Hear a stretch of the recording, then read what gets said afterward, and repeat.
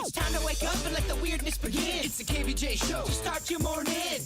Kevin is the host, and his skin pigment is whiter than Casper the Ghost. Virginia sounds like this. Nickname Vicious Beast, so don't get her pissed. Jason talks like a spaz, and he loves to talk about Bigfoot and stats. So get ready, here we go. You're listening to 97.9 with the KVJ Show. All right, welcome to the KVJ Show. Here we go, everybody. Nice little vacation that we had for the 4th of July. So great to see all of you once again. How are you doing today, Virginia? Doing good. Good. Survived New York. That's right. It's quite a trip. That was fun. Jaybird, did you survive the river monster that you were chasing? No one knew what I was even talking about. I went to all of these locals. They were, what are you talking about? So I don't even know what it was. Did you get tricked by an AI river monster? No one knew what I was talking about. It was insane. They thought I was crazy. I go, tell me about this river monster. Like, what are you talking about? How pissed would you be if you found out that a KVJ Nationer made it up and then sent you a bunch of different news stories and you're just looking for a monster that doesn't exist? I mean, I wouldn't be shocked by it. But did you have fun? Was Crystal River fun? I did have a great time with my girlfriend. Good. Okay, that's lovely. No monsters, but... I brought you back some stuff from New York. Ooh. So this is New York pizza from a place called Prince Street Pizza downtown. Look at that, huh? And I wrapped it in cellophane so it would keep fresh because it is 3 days old. That's okay. And then New York bagels. Ooh. And this is like a chocolate bread made by Nina from Staten Island, a KVJ Nationer. Oh, yeah. Yeah. That's right. Wow. Fabulous. Yeah. Christmas come early. Carbs and is. carbs and carbs. It's exactly what you love. That's a 4-cheese pizza, by the way. Thank you very much. I noticed New York's a very carb-heavy city. Oh, my gosh. I had definitely Keto Kev would not like New York City. So I had to let that go. But, boy, I got to tell you, the bagels, I forgot how great they were. So good. Yeah, I used to have one every single morning when I lived in the city. And, that was before all the carb craze turned around. But it doesn't look like that's really hit New York City because there's still a ton of bagel places. There's a bunch. Every corner basically has a little of their own bodega. Yeah, they do. And they make their own like breakfast sandwiches that are oozing and cheesy and eggy and fun. Yeah, I got all up on them schmears. I forgot how much I love those. Yeah, I did that too. I had the salmon. Now, I don't really go into the whole bagel world. Does that happen also in South Florida at our bagel places where they have 25 different types of schmears, different kinds of cream cheeses and things like that you can put on top of your bagel? A few of them do, but not as deep as Manhattan. Okay. Manhattan goes big. Yeah, they do. They do. Yeah, I was just kind of curious, with some of the places like the H&H bagels and things like that, because I was like, oh, man, maybe I get back on that bagel craze. But there's a bagel bistro up by me. They got a few flavors. Yeah. Yeah. I'm distracted by the pizza. Sorry, guys. Yeah. Yeah, I found, too, that you got to really kind of know where to go to get the pizza. Because I thought, when you go to New York City, Manhattan, any place that you go is going to have fantastic New York-style pizza. And that is not the case. We've had 2 trips now. We went for Thanksgiving, and then we just went this last week, and there are a lot of places that have anywhere from mediocre to poor pizza within Manhattan. I have heard that Jersey is kind of the new place for pizza. It arguably could be. Yeah, I mean, when I think about where I got, my pizza when I lived there, we technically were in New Jersey in Secaucus, and the place down below had amazing New York pizza, and I got spoiled on that, ate that every single day. But to me, there's a couple things like some of the places we went, like there's got to be a little bit of the flop. Like it's got to kind of be, it's got to have that oily ooze on it too. And the places that we gone didn't have them. Like, what happened to all these great pizza places? So I would tell you, if you do go to Manhattan, don't think that every place is going to be loaded with awesome pizza, because it's not. Well, there's some great resources for you to do research ahead of time. Mm-hmm. And you can just search. Like, there's a wonderful magazine called Time Out New York, and they put out their list of their top pizza places. And last time we went as a family, when I had Panda and Rocco with me and Mags, we hit like 4 of the top places. And you can really tell the difference between good New York pizza and just somebody who's just getting by on a street corner. Yeah. Yeah, I'm sure the pizza's great in Jersey, but you're in Jersey. Now, Jaybird, you'd said that when you went, you had your own eating thing that you and your girlfriend Honeyface were going to be doing. You weren't going to go to any chain restaurants, but unfortunately, you didn't stick to that. I broke my own rule because we drove by a Perkins, and I have not been at a Perkins in forever. Perkins Family Restaurant? Yes. I didn't know they still existed. Neither did I. In fact, I don't even think they know they existed. That's a throwback. It was. I felt so good because I was the youngest person in there. It was nice. Okay, you get a pass for going to Perkins. I would say that's cool and nostalgic. I don't consider that a chain stop. Yeah. Even though it may be a chain, I haven't seen a Perkins since I was like 12. Not gonna lie. The food wasn't great. Yeah, I was And now you know why Perkins has been phased out in most cities. Did you go to any other good places? That where mom and pops? I know that was kind of your quest, was to find those kind of places. I did. I went to a few places, could not name them for the life of me, but there was one where we were out just looking at the water, which was gorgeous, but I couldn't tell you the name of it. It was really cool, really neat. Okay. Did you love the town that you're in? Do you know what town, what area were you? I don't know. I don't even know what town this place was. It was very bizarre. We were going to go to the St. John's River Monster area. No one knew what we were talking about. And then we ended up just like in this thrift shop area. It was cozy. Okay. I love a small town thrift shop because sometimes they don't know what they have. And you can go in there and you can Google stuff now by taking pictures of it. And you can search and see like what the value of it is. I was doing that in Kentucky. Yeah, we did it at Airbnb. And it was very cozy, I got to tell you. Small, but super, super cozy. Okay. I'm hearing that if you're jonesing for some mediocre to terrible food, there is a Perkins in Port St. Lucie. Really? Yeah, so if you want to have the same kind of lackluster experience that Jaybird had, you don't have to go very far, baby. Do you want to be disappointed? Yes. Do you want to feel like you didn't get your money's worth? It was not good. All right, Perkins in Port St. Lucie, we see you working. Perkins, disappointing since 1967. You said you had an interesting Airbnb too, Jaybird, in the place you went. Yeah, it was really cool. They had this whole little section where it was very dog friendly. So they had an area where dogs could run. They had a bunch of animals there. Yeah. People were watching all the soccer games. Did you bring your doggy, her doggy? No, we did not, because okay. we didn't want anyone to get bitten. Gotcha. Well, we had a lovely fourth heading off to the nation's #1 city, at least as far as population, New York City, and what a place to be. My gosh, as we're flying in, I see there are people that are scaling the Empire State Building. I'm like, oh my goodness, this place is getting going early. What a welcome, Matt. Yeah. Literally, Kevin, his flight was getting ready to land. Yeah. And I was like, Kev, have you seen this news story? There's people on top of the Empire State Building. It was so insane. I'm like, what? How did they do? So because all I could see was I was on an airplane, so I could just see the screen. I didn't even get those free little cheap headphones that fall apart by the time you land. And so I didn't really know what was going on audio-wise. So I'm like, okay, how did they get up there? So I guess they went to the observation deck, and then they had kind of staked the place out, and they found that there was one of the gates that was unlocked, and so they climbed up that way.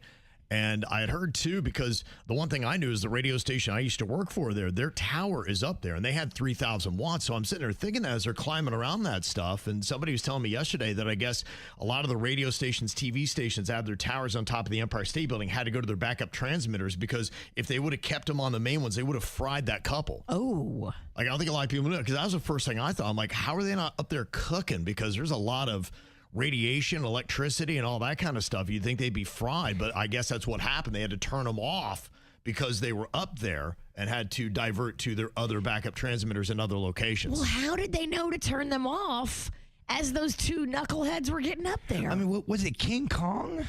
Yeah, right. It was a dude and a hot chick. Yes. And he proposed. Yeah. And they had a big flag about love, and it's more than power or something. Boy. Yeah. I mean, talk about setting the bar. How'd you propose? Yeah.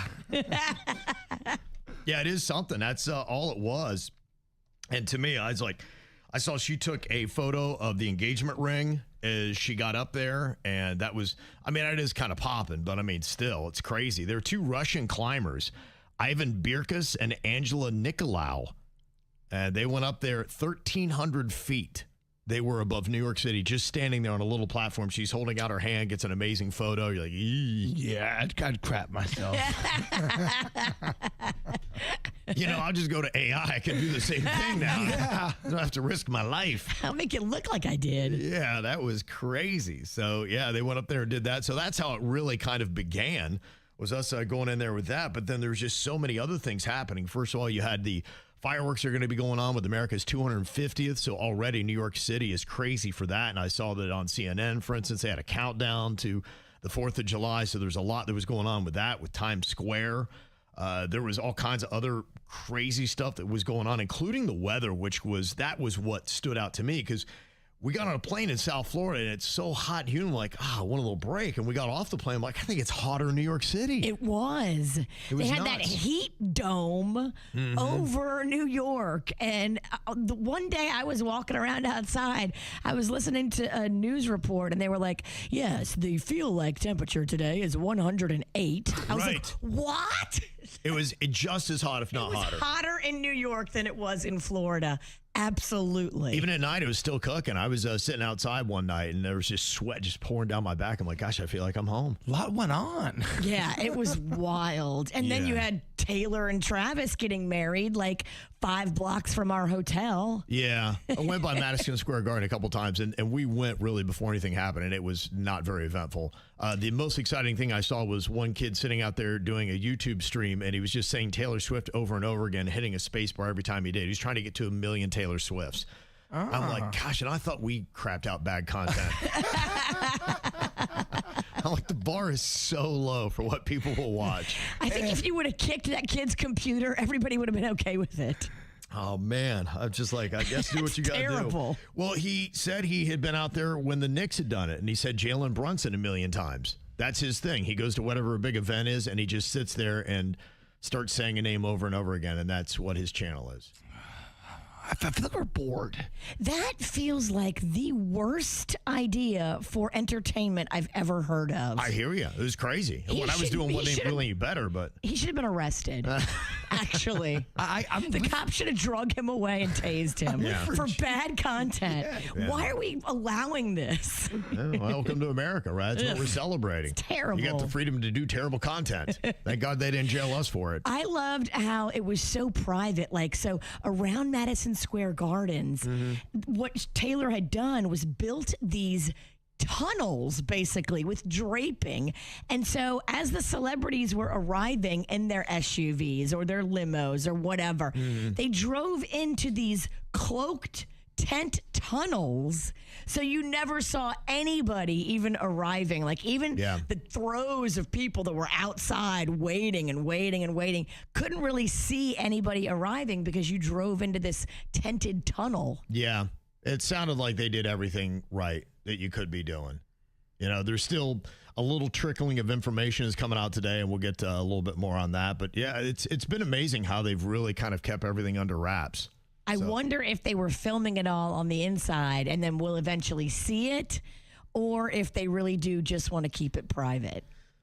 Yeah, that'll be a good question. I would imagine if you do see it, it's going to be some kind of production that they're going to sell and they'll make money off of it, or they'll have a wedding book, or they'll have all the above.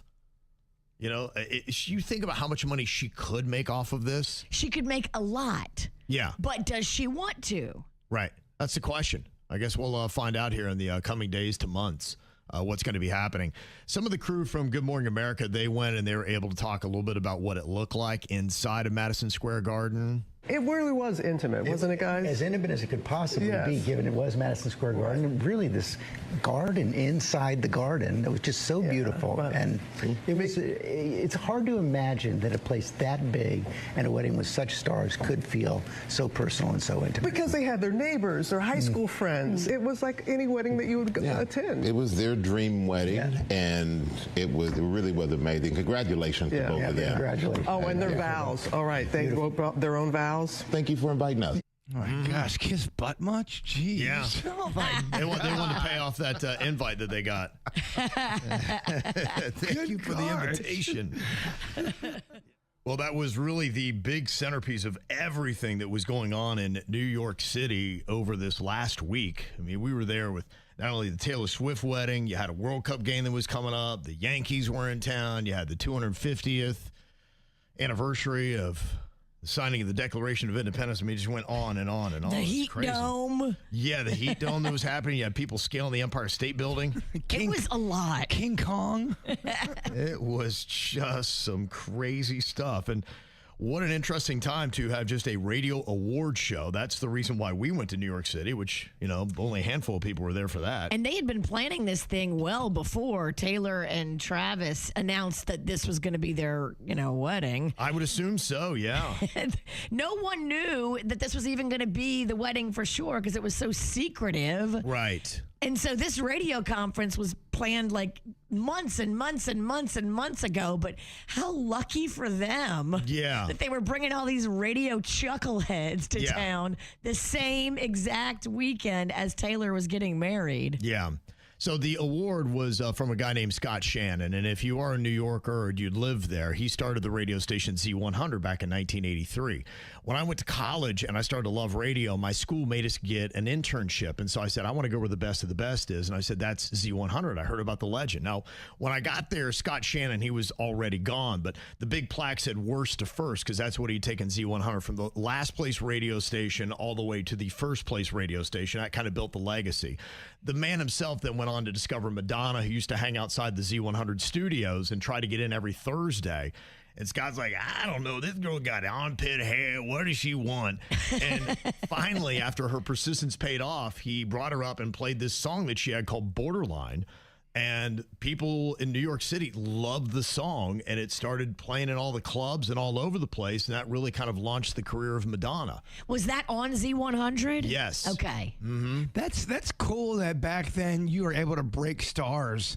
Think about that. That doesn't really happen anymore. I don't know. Kevin broke Brian Thomas a few weeks ago. Okay.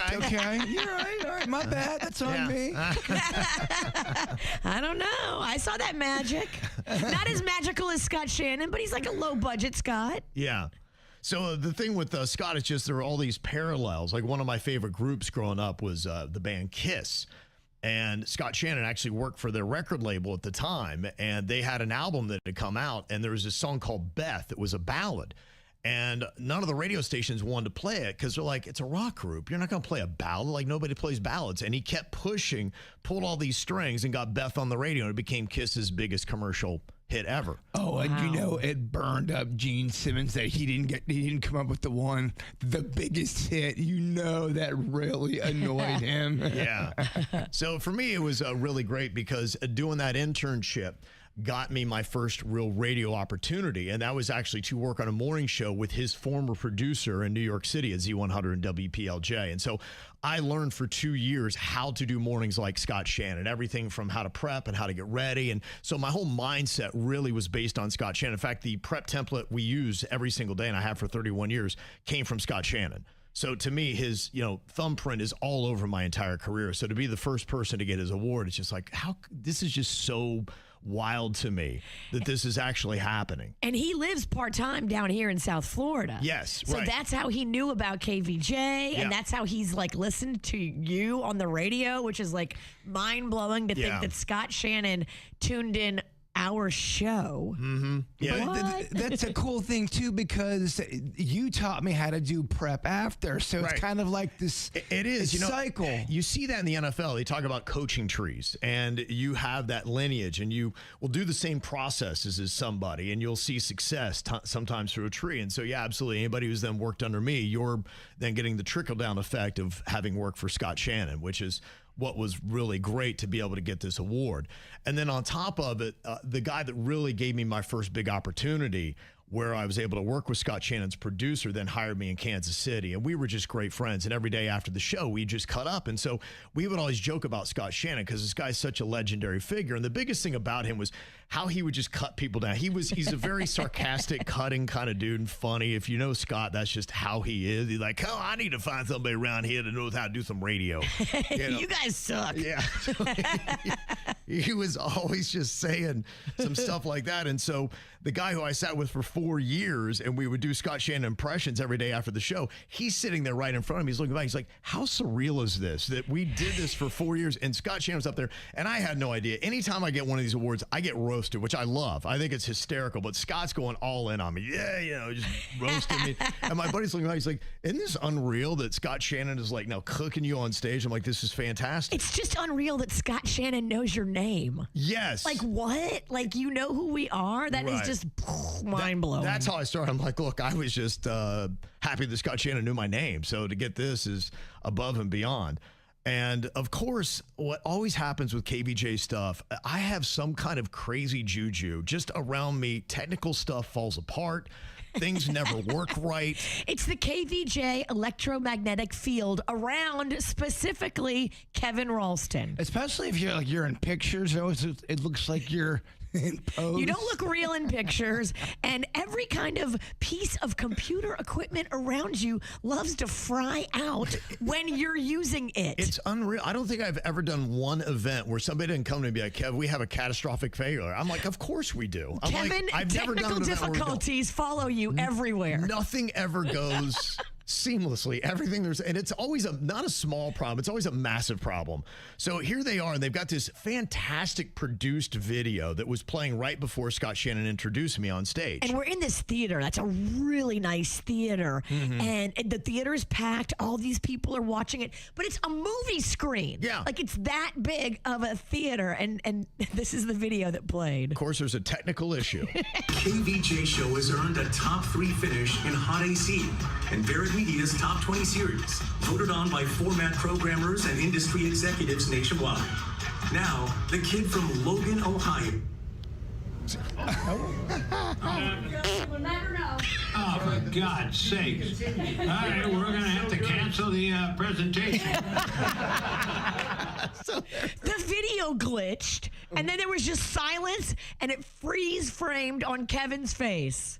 And on top of it, as I was listening back to this, I'm like, there's something that's going on here. I mean, not only, okay, the video stops and there's all kinds of chaos that goes on. And I'm listening, I'm like, what is this in the background? We'll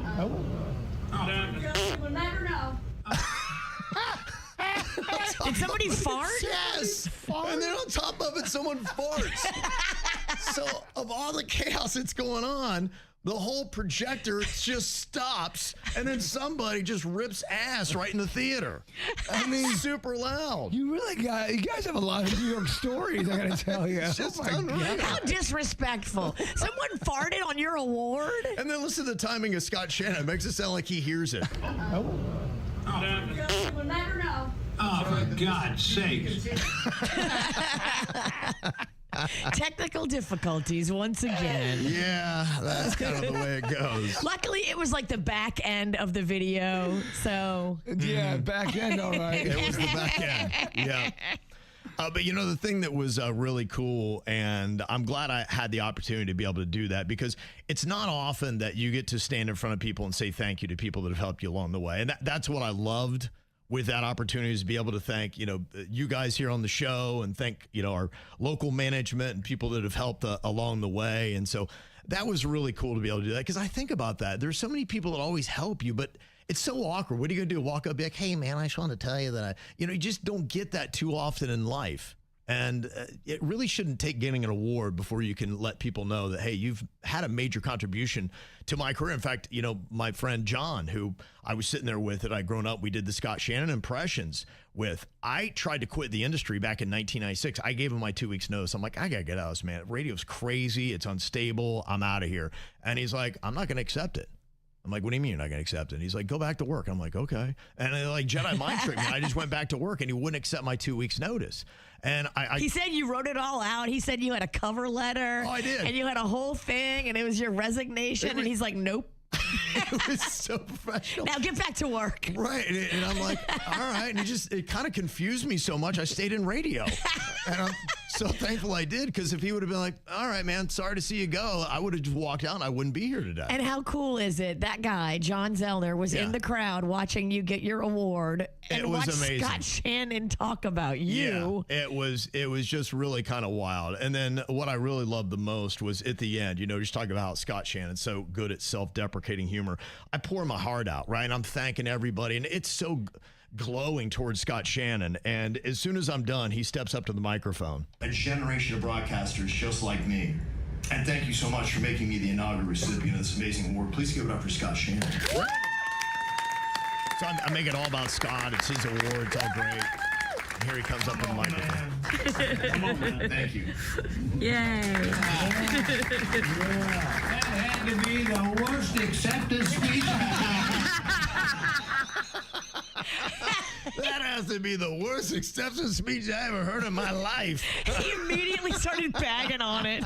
What's going on? People are farting, getting roasted. Oh, man, it was something, baby. It was something. But it's something I'll awesome. definitely never forget, and it was a career highlight. So very cool. Well deserved. Thank you. Thank you all very much for being a part of this crazy ride we've been on for 27 years. So What it a is definitely moment. a cumulative effort from everybody that has gotten us there. I think that was a peak. We've peaked. Yeah, so and it's okay. all downhill from here, baby. Believe me, I'm bringing the show down. Oh, tomorrow's going to be terrible. Tomorrow. Terrible's gotten us to where we are, so let's not stop. Pretty big year for the good old U.S. of A, 250. That is where we are, 250 years since the signing of the Declaration of Independence, and this crazy little experiment tried getting going. Unfortunately, there are a lot of people that really don't know a lot about what's going on. After 250 years, people kind of forget. They say that less than half of Americans now know what the anniversary was all commemorating. If you would ask them, be like, what are we doing? Be like, Fireworks, bruh. yeah, right. I don't know. Only 53%, actually, I guess it was just a slight majority, said that they knew it was about the Declaration of Independence. So it's 46%. We're how about half and half, I guess, is America, is why they know why we celebrate it or not. Half of us know. The other half decide to blow off limbs and all that kind of stuff. There, unfortunately, were all kinds of calamities that were happening over the 4th of July, as you might expect. I guess that's just kind of the way it goes. You had fireworks getting shot into the crowd at an Angel City FC soccer match that happened in Los Angeles on Friday night. That's not good. I saw the Brooklyn Bridge caught on fire in their fireworks display. Gosh. Hello issue there. There was a guy that was parachuting in. He's a video skydiver. He had the big old American flag, and he was coming right in, came in a little bit too hard and crashed right into a tent at the stadium full of people. Oh. Yeah, so, it's kind of like America, right? I mean. Kind of like you getting your award. Yes. Nothing goes exactly smooth. We have a few things that hit, but we got a lot of fails. That's part of experimenting and growing as a nation, though, isn't it? And that really does sum up America, is the fails that we have. It's part of life. Yeah. A lot of fireworks shows that went on. Did you guys happen to watch any fireworks live at all? Is that something that really tickles your fancy, or could you care? I did. I watched a little bit of fireworks live. It was fun. And then we went home after we watched fireworks and set off our own fireworks in the driveway. Rocco loves that. Oh, he does? Yeah, I was told something horrific about fireworks when I was a child, and I don't know. Ever since then, I'm kind of like, I don't jive with fireworks. Okay. Yeah. You said that there were bodies in it, right? They basically said that there are dead people being lit on fire. And I'm like, I'm not going to be able to sleep tonight. An older sibling was terrorizing you and told you that. And that's what older siblings do. But he forgot to tell me he was kidding. That stuck with a man. Yeah. Mm-hmm. It's interesting to see just where people are now when it comes to what you like to see on the 4th of July, because with the drones now taking off in popularity, there's some pretty impressive things that you can see in the night sky. In Miami, they did a really impressive looking drone show And you can have all these kind of things from American Eagles to George Washington to the signing of the Declaration of Independence, all just kind of like flying above your head in lights. It's pretty awe-inspiring. That is cool. It is cool. Luke Skywalker and Darth Vader fighting in the sky. Yeah, it's getting to that point where it's kind of overwhelming. It is, yeah, to look up in the sky and to see an image like that, absolutely. You got to wonder when the drone shows get even better and more vibrant, how you could seriously mess with somebody, making something look like dragons were coming out of the sky. We even talked about that a couple weeks ago about, for people that are believers, that you could have Jesus coming out of the clouds and be like, oh my gosh, it's time. He's back. He's back. Could you imagine driving down the street and all of a sudden, boom, drones are up in the sky. You have no idea. Yeah. There's like a dragon or an eyeball blinking at you. That would freak out a lot of people. It's pretty wild what they can do with some of the drone shows. Now, every now and then you'll see that some of the drones come down and they peg people in the crowd, and that's kind of rough. So that's the thing about drones. Their little mini helicopter blades on them can slice human skin. Right. Don't touch them and run if you see one coming for your group.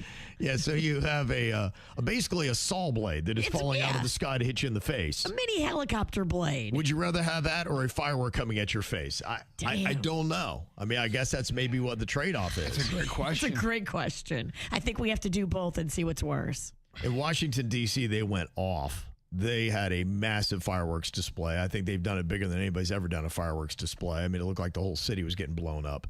But it was very impressive. Now, I know that the fireworks are pretty expensive. The last I had checked is about maybe a year or so ago I looked, and it was about the same price if you want to do a fireworks show or a drone show, because you could argue, well, it's a lot more cost-effective to do a drone show. If you were just going on straight preference, what would you rather see, fireworks or a drone show, Virginia? I don't know. I mean, they're both cool in their own individual right, but I guess I've seen a lot of fireworks in my days. Yep. I want to see some more drone action, I think. I haven't seen enough of that. I did in Gatlinburg and Pigeon Forge. They did for New Year's Eve drones and fireworks. That was cool. I'm cool with the sparkler. That's just my game. Keep it nice and easy. Yes. Now, the top preference that people have, we're asking on KVJ TV right now on YouTube, 44%, they want half of both. So they're starting to warm up a little bit to the drones, but they still don't want you to get rid of their fireworks, which is what that says to me, because the second option is fireworks at 41%, and only 15% just want a straight-out drone show. So you can see if you're looking at fireworks versus drone shows, fireworks still way popular than drone shows. Drones are cool, but fireworks can be impressive. Like, whoa. Yeah, I just, I wonder if they'll get cooler. And to me, I feel like I'm a little bit played on fireworks, but how fast could you get played on a drone show? If you've seen one George Washington in the sky, you've seen them all, right? It might be just as predictable. Unless George Washington's fighting Darth Vader or something. Right. That's cool. Maybe you could do that. Now, there are other effects. I think cost is going to be something that cities will look at. And Granted said, all the pollution in the waterways after fireworks and the air quality afterwards, give me drones all day. So he's making the strong argument for the drone show. And I'm wondering. It does, yeah.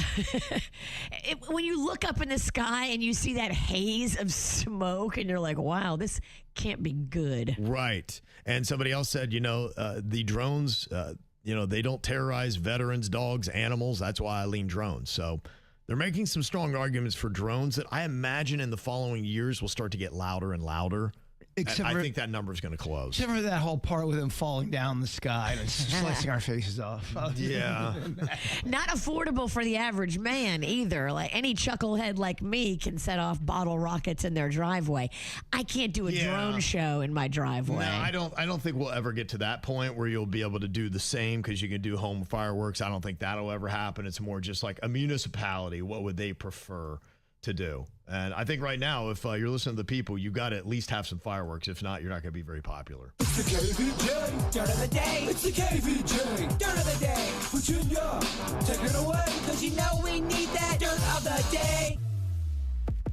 This Dirt of the Day is brought to you by my favorite closet people, closetsbydesign.com. We were in New York and we got to see at least the drama going on outside. Lots of fans, lots of people trying to get a glimpse, but really nobody got nothing the night of. Not a lot of details because everything was tented. You couldn't see. But apparently on the inside, they have turned Madison Square Garden into a garden inside the garden. Taylor Swift and Travis Kelce said, "I do," in one of the biggest celebrity weddings, and I think also one of the biggest secret weddings. Not a lot of details coming out. Now, we know her brother, Austin, was the man of honor. There was no maid of honor, just a man of honor. And Jason Kelce, Travis's brother, was the best man. Adam Sandler was the officiate, and it sounds like their handwritten vows were real, vulnerable, adorable. You had performances from Stevie Nicks and Tim McGraw and Paul McCartney. He did "I Want to Hold Your Hand," and everybody's saying it's the first time that he's sung that Beatles song live in about 60 years. Good heavens. Wow. Okay. 64 years ago, he's holding a hand for a different reason. Yeah, right. 60 years. Wow. Dang. Taylor, I guess, sang one part as well. Some people are saying that she sang her vows. Wow, okay. That's interesting. People brought to tears, I guess, with the emotion. Did you and Panda do that? We did not. You didn't sing? That would have been so romantic. We also didn't write our own vows. Like, I'm just trying to get through it to get to the bar. Okay, yeah. Can we speed this up? What are we doing here? I love you. I love you back. All right, let's go to the bar. Let the officiate do the vows. I'll just say I do. And where's the beer? Reportedly, guests got to play all kinds of fun games, and some guests even went home with prizes like designer handbags, Cartier watches. Wow. Somebody went home with a vintage car as a prize. Now, we don't know who got what, but how cool is that if you went to their wedding and then you won a 1970 Chevy Chevelle? Is it a wedding/game show? Yeah. Okay. That's cool. Was your girl there, Blake Lively? She was not. It was well documented that she was not invited. Blake Lively's people, I believe, put out the story that she was invited, but she was choosing not to go. And then immediately somebody else, probably Taylor's people, put out the story. No, make no mistake, she's not invited. Wow. Okay, whoa. So they doubled down on that. So there was no doubt. There was no doubt that she was not invited, and she was photographed like on the West Coast. Huh. Okay. Sounds like there's some bad blood. Mm-hmm. Once you've gone there with Taylor, I don't think it's going to be something that they fix. Apparently not yet. I don't think that's going to be fixable. They're done. On top of that, I mean, it was just kind of, they say, a huge, beautiful setting. Very garden, like she created a garden within Madison Square Garden. So that's pretty cool. Originally, we had heard she built a castle, but that may have been just fake news and not real because I'm not hearing anything about the castle now. Okay. I know that was the one thing we did notice because they had 8 semi-trucks outside the garden when we were there. So I was like, and it was the same size truck she uses on her tour. And they'll have like 18 semis for that. So I'm like, whatever they're putting in there is a big production. And then they had 3 floral trucks. I noticed refrigerated floral trucks. So I'm like, there's going to be a ton of flowers as well. Okay, so we're not talking White Castle. We're talking something different. She did have a lot of food from places that she loves in New York City. And there was like food coming in. Bradley. Was it Krispy Kreme donuts they brought in? There was Krispy Kreme. Yeah. There was ice cream. There was sandwiches. There was pastries. I even saw a video at the end of the night, like some of the guys that had the pastries, they came out and they gave out some of the pastries to the people that were waiting out there all night and like, you know, the fans. Yeah, right. And then these fans were like jumping up and down in the street, like celebrating, holding the pastries. Holding a pastry. That was cute. Yes. You hope it was really from inside and not somebody just be like, hey, you want to get these people really going? They were pulling out of the venue, so I think it would have been legit. You'd think so, yeah, but you never know, I guess. You never know. We could have all been And then we'll duped. put X-Lax in every one. Oh, that would have been evil. Yes, it would have. The animated battle of the weekend goes to the Minions and Monsters. That 7th film in the Despicable Me franchise topped the 4th of July box office with $36.5 million, narrowly edging out Toy Story 5, which I saw, which was adorable. That pulled in $31 million. Globally, the Minions are crushing it at $160 million worldwide. And if you use Waze like I do for a lot of my navigating, you can now have the Minions as your Waze voice on your navigation. Oh, that's cool. So, yeah, that's fun. That's kind of cute. Rocco put it on my navigation, so now it just sounds like the Minions are giving me directions. Nice. Yes, people in the chat are checking it out. They said it looked very cute. Aww. They liked it. And that's what's going on in your dirt. Well, on Netflix, Enola Holmes dropped over the weekend. Millie Bobby Brown is back in the 3rd installment where she plays Sherlock Holmes's sister. Sherlock Holmes is played by Henry Cavill, who is Superman in so many movies. He's great in his own right.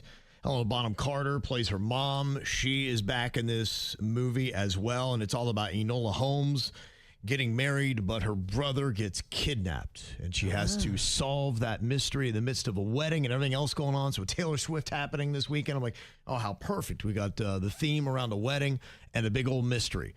And it is very solid franchise. I've seen the first 2, liked both of them. This is a good movie. I don't know if it's a great movie. It's not as solid as the first 2. But it's still very good. And if you like the first 2, I think you're going to like this one as well. So stay with it. I think Variety gave it 2.5 out of 4 stars, which I thought was maybe a little harsh. I'd say a 3 out of 4 would be a little bit better. So good. Not absolutely great. But if you like the first 2, and it's worth checking out. If you haven't seen any of the Enola Holmes on Netflix, it is good. And to me, it's pretty much an all ages type of show.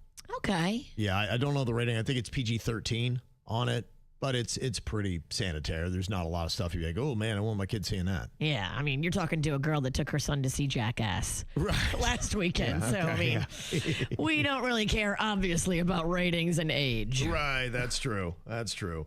But, one of the biggest movies really of this whole year, and what a success story, the indie horror film Obsession. It has now surpassed $400 million in worldwide ticket sales, and it cost only $750,000 to make. It is grossed over $399 million now. Wow. I finally saw it, and I enjoyed it. Yeah? I thought it was good. Okay. What's it about? It's about it. I don't want to spoil too much, but there's some psycho stuff going on. It's good. It'll keep your interest. Okay. I don't know if that was the greatest review. I still don't know what it's about. I got psycho stuff. But it's good. Okay. Okay. All right. You have to take Jay Bird's word for it. Yeah. And everybody else's too. I mean, if something is making that kind of money off of that little of an investment. I mean, yeah, that budget was so small to make this much cash. They've got to be so happy. Well, it's the modern day, Blair Witch. Remember when that didn't cost much to make at all. The Blair Witch Project. I feel like people turned on Blair Witch when they found out it wasn't real. Like when we all heard about Blair Witch in the beginning, we were like, oh my gosh, it's real. And then a few weeks later, they were like, no, it's not real. Yeah, it's all acting. And I was like, oh. I went on the worst date on that. It was awful. She was acting, oh my gosh, I'm so scared. Oh no. Oh. Calm down. It's fake, lady. It's fake, lady. It's fake. At that point, it was already out. People knew it was fake. That smells like she just wanted you to hug her. Yes, she did. Comfort me, you big, strong man. Uh-huh. Pretty slick. Pretty slick. Think fast, think fast. If you don't come in first, you might as well be last. Think fast. Got a little bit of a head-to-head battle here today. We got Virginia versus Jaybird. Denny's having a little vacay this week. Crazy that he's actually out enjoying himself. Yeah, Denny's is up in Colorado, letting his brother meet his little baby boy, Lachlan, for the first time. Yes. How cool is that? That is very cool. Did you see on our Instagram stories, baby Lachlan on his first plane ride? I did see that little photo. Aww, yeah, he's so such a cute kid, isn't he? He is. adorable. He's got such a sweet heart. Sweet baby. But Evelyn is filling in for him. Producer Evelyn. Yeah. Crushing it. She's in there, the first producer we've ever had that I've been physically afraid of. And that's what I mean. She's crushing it, meaning she will crush our bones. You better say she's crushing it or she'll whip your ass. Normally the host yells at the producer. Here the producer yells at the host. Yes, Evelyn, I won't do it again. I'm so sorry. I'm really sorry. Forgive me. I would like to see her hit one of us. Just saying. She has before. Yeah. And in fact, I think you're the only one she hasn't hit. So I think that's it, Virginia. You're due. I know. I'm pulling for one of you to go for a second round. We've already got hit once, yeah. Everybody gets to take a turn. Virginia's next. I'm trying not to get hit as much. Okay, here we go. First up in the head-to-head battle and think fast. I'm looking for sensible answers in the quickest. Give me a slang word that teenagers use that starts with the letter B. Bussin'. Biscuit? Yeah. Jaybird said, what'd you say, Virginia? Bussin'. Bussin'. Okay. Man, you built like a biscuit. I don't know. That could work. It was close. I don't think I get that I'm one. gonna go bussin'. Though I don't know. I need a teenager to confirm. That might even be out of date. Look, I got biscuits all around me. It's not my fault. Okay, give me something that you would see at a wedding that starts with the letter E. Envelope. Okay, yeah, you can do that. Yeah. You put cash in it. That is the best wedding gift, by the way. An envelope with cash. Just cash, straight up cash. Just give cash. Please give me cash. Yes. Everybody wants cash at their wedding. If you're given like a tea set, just punch yourself in the neck. I don't want a tea set. Nobody wants a tea set. Give cash. Okay, give me something you go to court for that starts with the letter A. Alimony. No. Okay, yeah. Oh, I was locked in on murder. Yeah. Once again, it's always murder with you. Loves that murder. Okay, next up, give me something you would keep in your wallet that starts with the letter L. License. Llamas. Llamas. Like a picture of a llama. We knew you couldn't fit a real life llama in your wallet. Oh, I'm a terrible round. I miss Denny's. I miss Denny's. It's his fault. I mean, this is a bloodbath. 4-0 right now. Loser has to take a lick from Evelyn. Okay. Give me a vegetable that starts with the letter R. Radish. Arugula. We'll go R over arugula. And that is 5-0, clean sweep. Ooh. Yeah. Okay. But thanks for the pizza you got me. That was nice of you. You're welcome. Yeah, just focus on that New York 4-cheese pizza from Lower Manhattan. That's some of my worst radio ever. You know, one of the really exciting things that I always love during the 4th of July, in fact, I would say for me, it actually ranks higher than fireworks.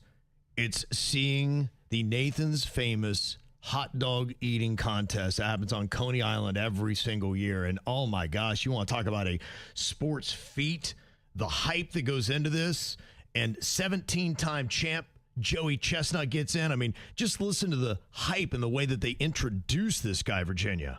Who stands at the border of the mortal and divine, shy of a god perhaps, but more than a man, whose thoughts rise as the vapor of angels, but whose charge is here on earth to teach us that intention is the outcome for those who refuse any other outcome.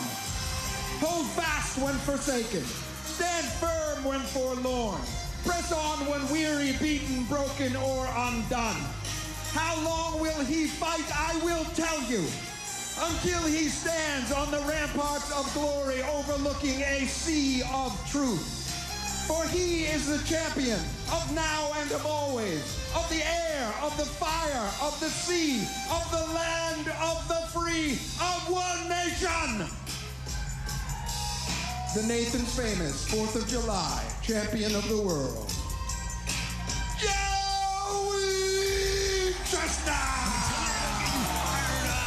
To see grown men gorging themselves in gross fashion with hot dogs, which we still don't know what they're made of. I'm sorry, he's got to have stomach issues.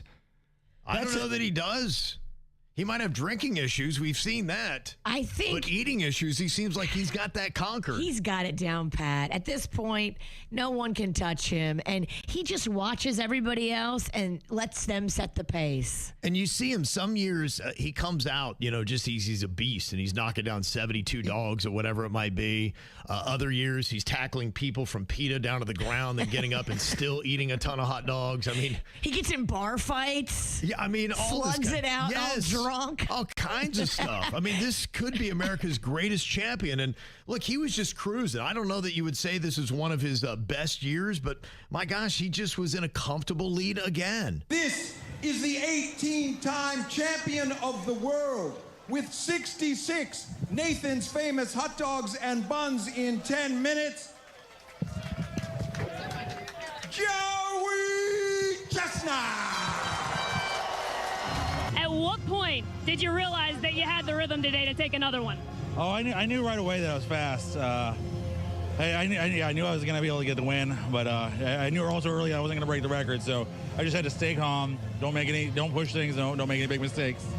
Dang it, man, I got so much room left, but dude, it's going to be a fun 4th of July, and thank you so much. How about that? He admits, he was like, you know what? I got this win. Let me just get a dub here. This is number 18. I don't need to break any records. I mean, he's the best. He is the best. In competitive eating, but just go with me here real quick. Is he the GOAT of all GOATs that we have in American sport? If you look at it as such. He has dominated his sport, doesn't even come close. No one can sniff Joey Chestnut. They haven't for over 18 years. Keep in mind, he had to sit out a year. So what, for 20 years, 2 decades, he has dominated this sport unlike none other. Like nobody can get close to him. Now you look at some of our greats in sports. Tom Brady, they call him the GOAT. He's called the GOAT, Virginia. 7 Super Bowls. Joey Chestnut has 18 mustard belts. Joey Chestnut has never lost. Tom Brady lost in Super Bowls. You look at basketball. Michael Jordan won 6 NBA championships, but he lost in the playoffs. Could he be the GOAT of all GOATs? You make quite an argument. Look how long he's been doing it, and nobody's beat him. You take all of Tom Brady's championships and Michael Jordan's, you add them up, and they're still 5 short of Joey Chestnut. I bet you Tom Brady would switch places with Joey Chestnut. I know this is going to sound controversial, but I got to say, Joey Chestnut is a far more superior athlete than Tom Brady.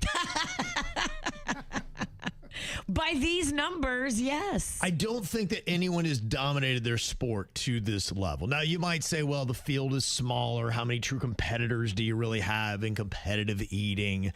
I think it was Deep Dish Bertoletti was the only one that was even close to him, and he still lapped him by like 20 dogs. Old Pat Deep Dish never answered me back. Not that I'm holding on to that. Yeah, karma got him. That's right. You're right.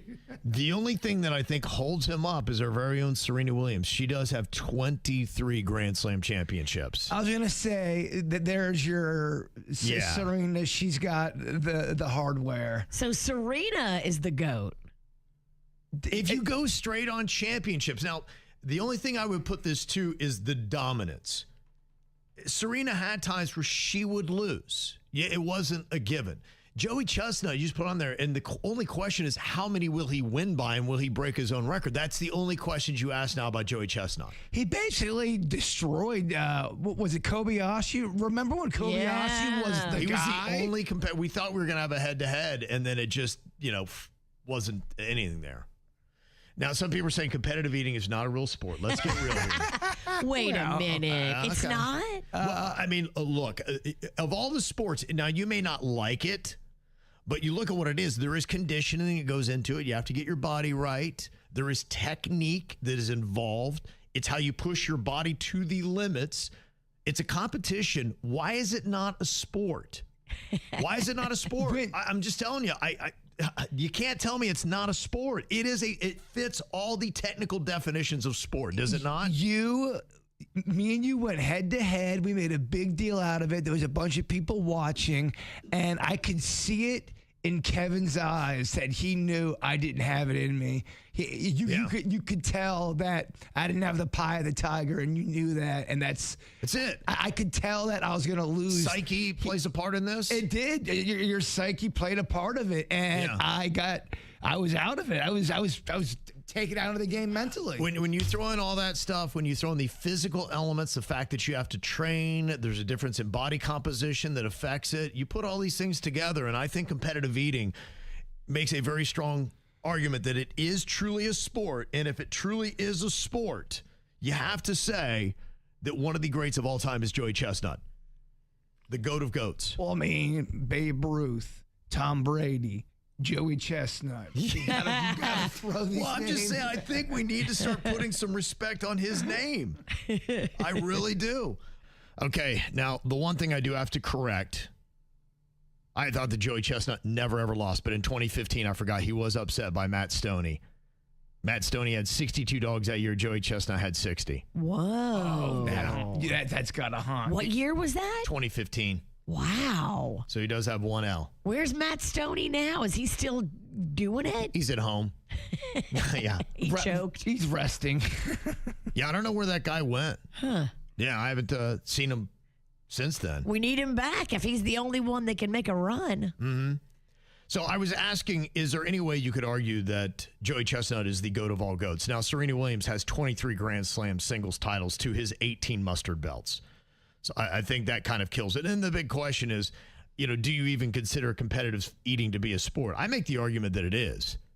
When you're going to throw golf in there as a sport and bowling and some of these other things, it checks off the exact same boxes of having to use skill, physicality, training, all that kind of stuff. So what separates that from being a sport? Yeah, bowlers, they're usually known to be great athletes. Sometimes you got a belly.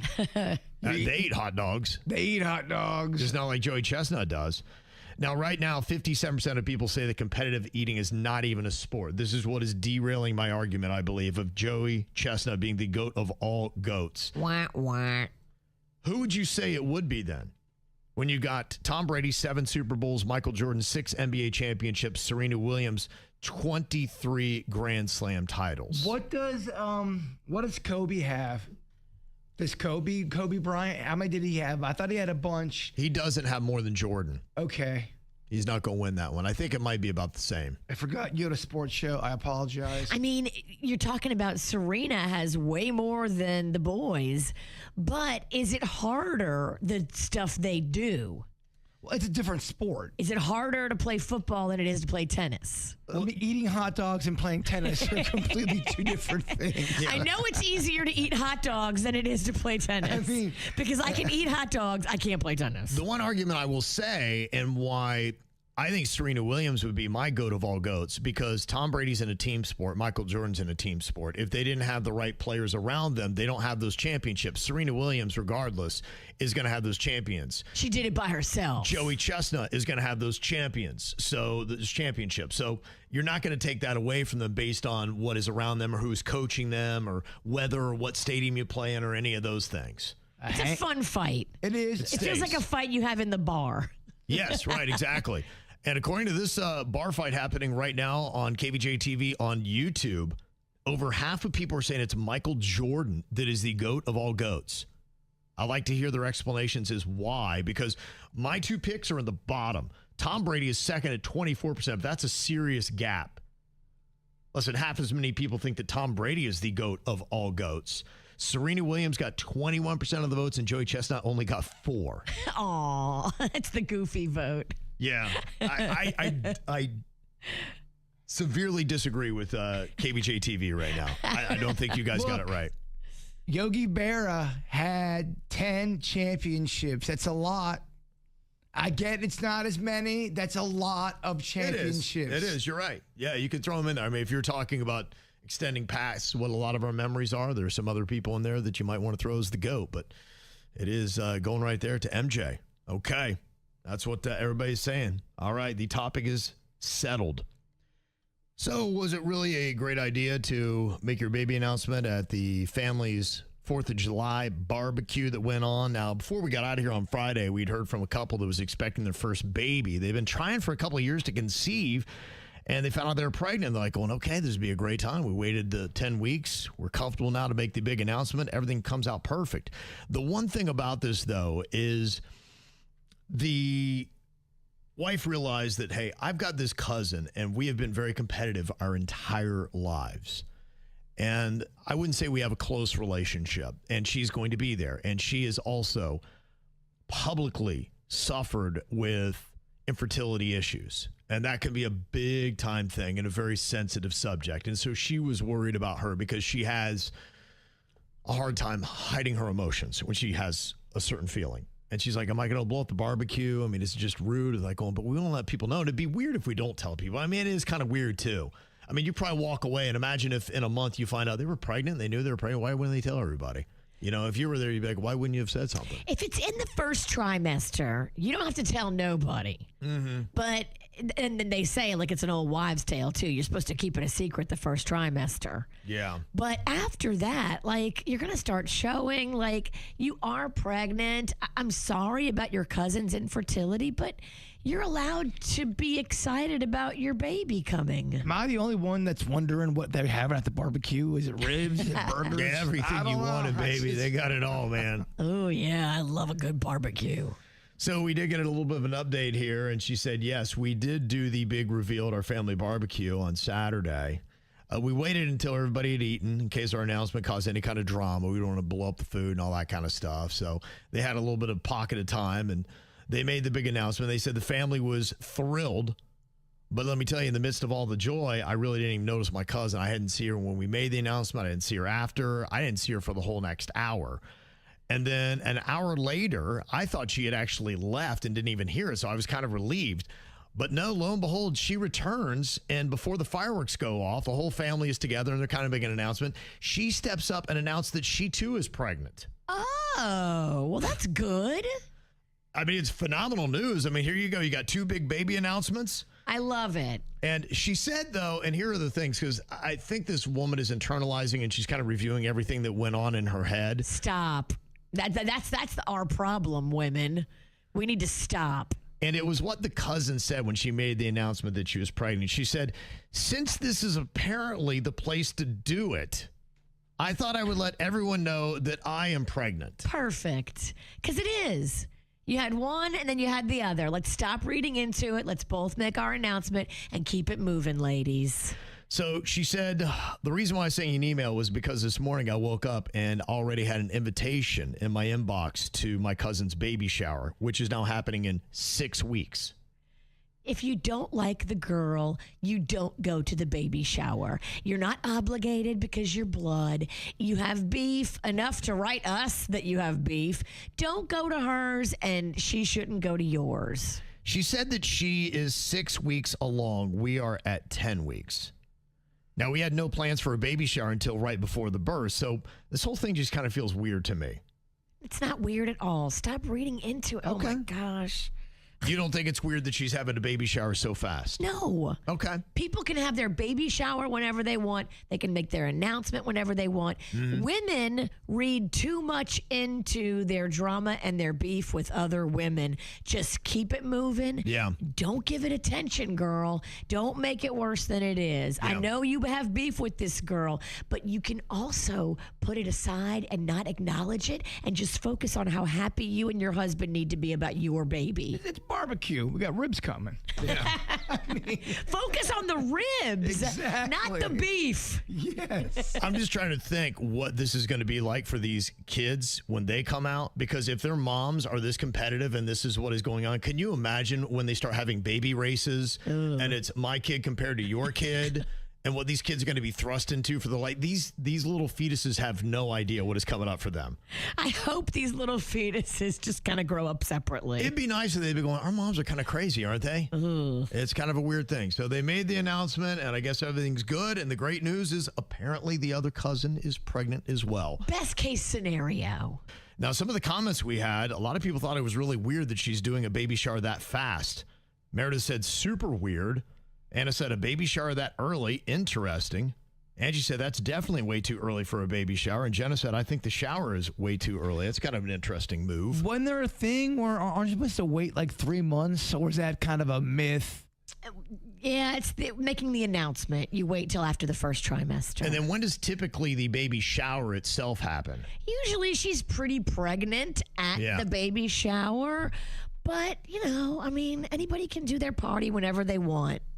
Okay. Well, Lulu said she just wants to make sure she's the first one is all. So, and that might be it. She wasn't the first with the announcement. She's going to be the first with the party. So she's like, well, she's not going to have it in another 6 weeks. So I'll make sure I jump on it. Let her have it. Don't continue to battle. You both are pregnant and should be focused on growing this life inside of you, not battling with your cousin. Yeah, you're having barbecue. Can we focus on, I'm sorry to keep saying it, the ribs? Thank you. The ribs, the chicken. What were the sides? Exactly. Did they have a good potato salad? Did it have egg or no egg in it? Like, those are the important things.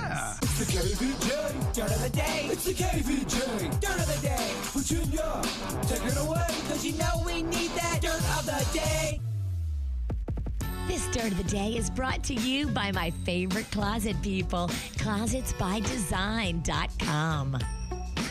It's fascinating to me that Shakira sits on the FIFA Global Citizen Education Fund. So basically FIFA, the World Cup people, they have this whole charitable arm, and Shakira is on the board and decides where a lot of money helps to go. And she is helping to support Venezuelan children following the devastating earthquakes. They're donating $500,000 from the FIFA fund. And then she's donating 10% of all the profits from her World Cup anthem song. And if you look at it now, Shakira, very involved in the World Cup. Her ex, not involved in the World Cup.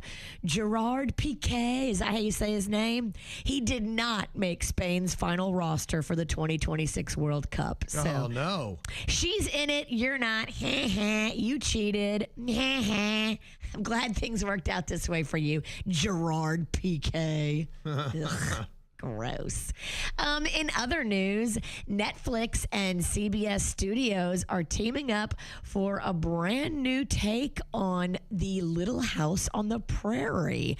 How do we feel about the Little House on the Prairie Netflix reboot? Boy, I cannot wait to not watch that. It's a slow news day. I don't know what to tell you. Dude, I saw an old, it must have been from like 1968, and I tried to watch 15 minutes of it. I'm like, this is not my cup of soda. Yeah, right. Talk about moving slow. It moves slow. But they're going to reboot it. Hopefully they pick up the pacing. It'll be darker. It'll be a little bit more intense. But yeah, I'm not that excited. And if you went to see Jackass Best and Last like I did, I was so curious because they were like, oh yeah, Bam Margera's going to be in it. Bam Margera's going to be in it. And yes, Bam Margera was in it, but it was all old footage. There was nothing new. There was a lot of new stuff from the other crew, including Johnny Knoxville and all the guys. They were making lots of new content, but no new content with Bam in it. It's so crazy to me when you have a group like that are successful, they're going to make tons of money, and they can't get along. They don't want Bam back. I guess whatever Bam did on his way out, he pissed off the director, Jeff Tremaine, and Johnny Knoxville, who you know is like the brains of the operation. Whatever Bam did to Jeff and Johnny are like, nope, we're not filming anything new. Now, they did pay him for being able to run those old clips in the new Jackass Best and Last. But everybody is saying they will never work together again. Well, I mean, I don't know what they really do at their ages, but You're right. Take it from me. That's kind of what Johnny Knoxville says at the end of the movie. Like, it's over. He's like, look, this is it. Like, we can't keep punching each other in the nuts. Joey says, look, you can hit me anywhere. Just don't hit my face. This is my moneymaker. But like when they run out of money in a few years and they're looking for a cash grab, you mean to tell me they won't revisit Jackass? Well, the cool thing is I think they're trying to bring in a new group of people. And if you don't think Johnny Knoxville's not going to be a producer of something like that, of course he's going to make money on this. Johnny may hang it up, but yeah, he'll be bringing in some new fresh talent. Yes, behind the scenes. He'll be hitting those guys in the nuts. His nuts. Moving forward, I think Johnny's nuts are safe. Abuse someone else's body. That's what wisdom tells you. Yes, those new nuts are in the danger zone, though. Yes. And that's what's going on in your dirt. It did happen. And pretty much like people thought it was going to. You had a little bit of a rehearsal dinner, I guess, is what went down at Madison Square Garden on Friday night. On Saturday, you had them getting married. Taylor Swift, Travis Kelce are now hitched, and they did it in front of 1,000 friends and family members right there in Madison Square Garden, America's largest city. All kinds of crazy stuff that was going on there. The guest list, absolutely what you might think. There hasn't been really anything that leaked. I did see one photo possibly that came out of there, but I don't know if that's substantiated, that it was legitimate or not. I know there was one guy that was kind of live tweeting, or at least gave out all the extraneous details of it, and then he had to take it down right away because it sounds like he got hit with a cease and desist.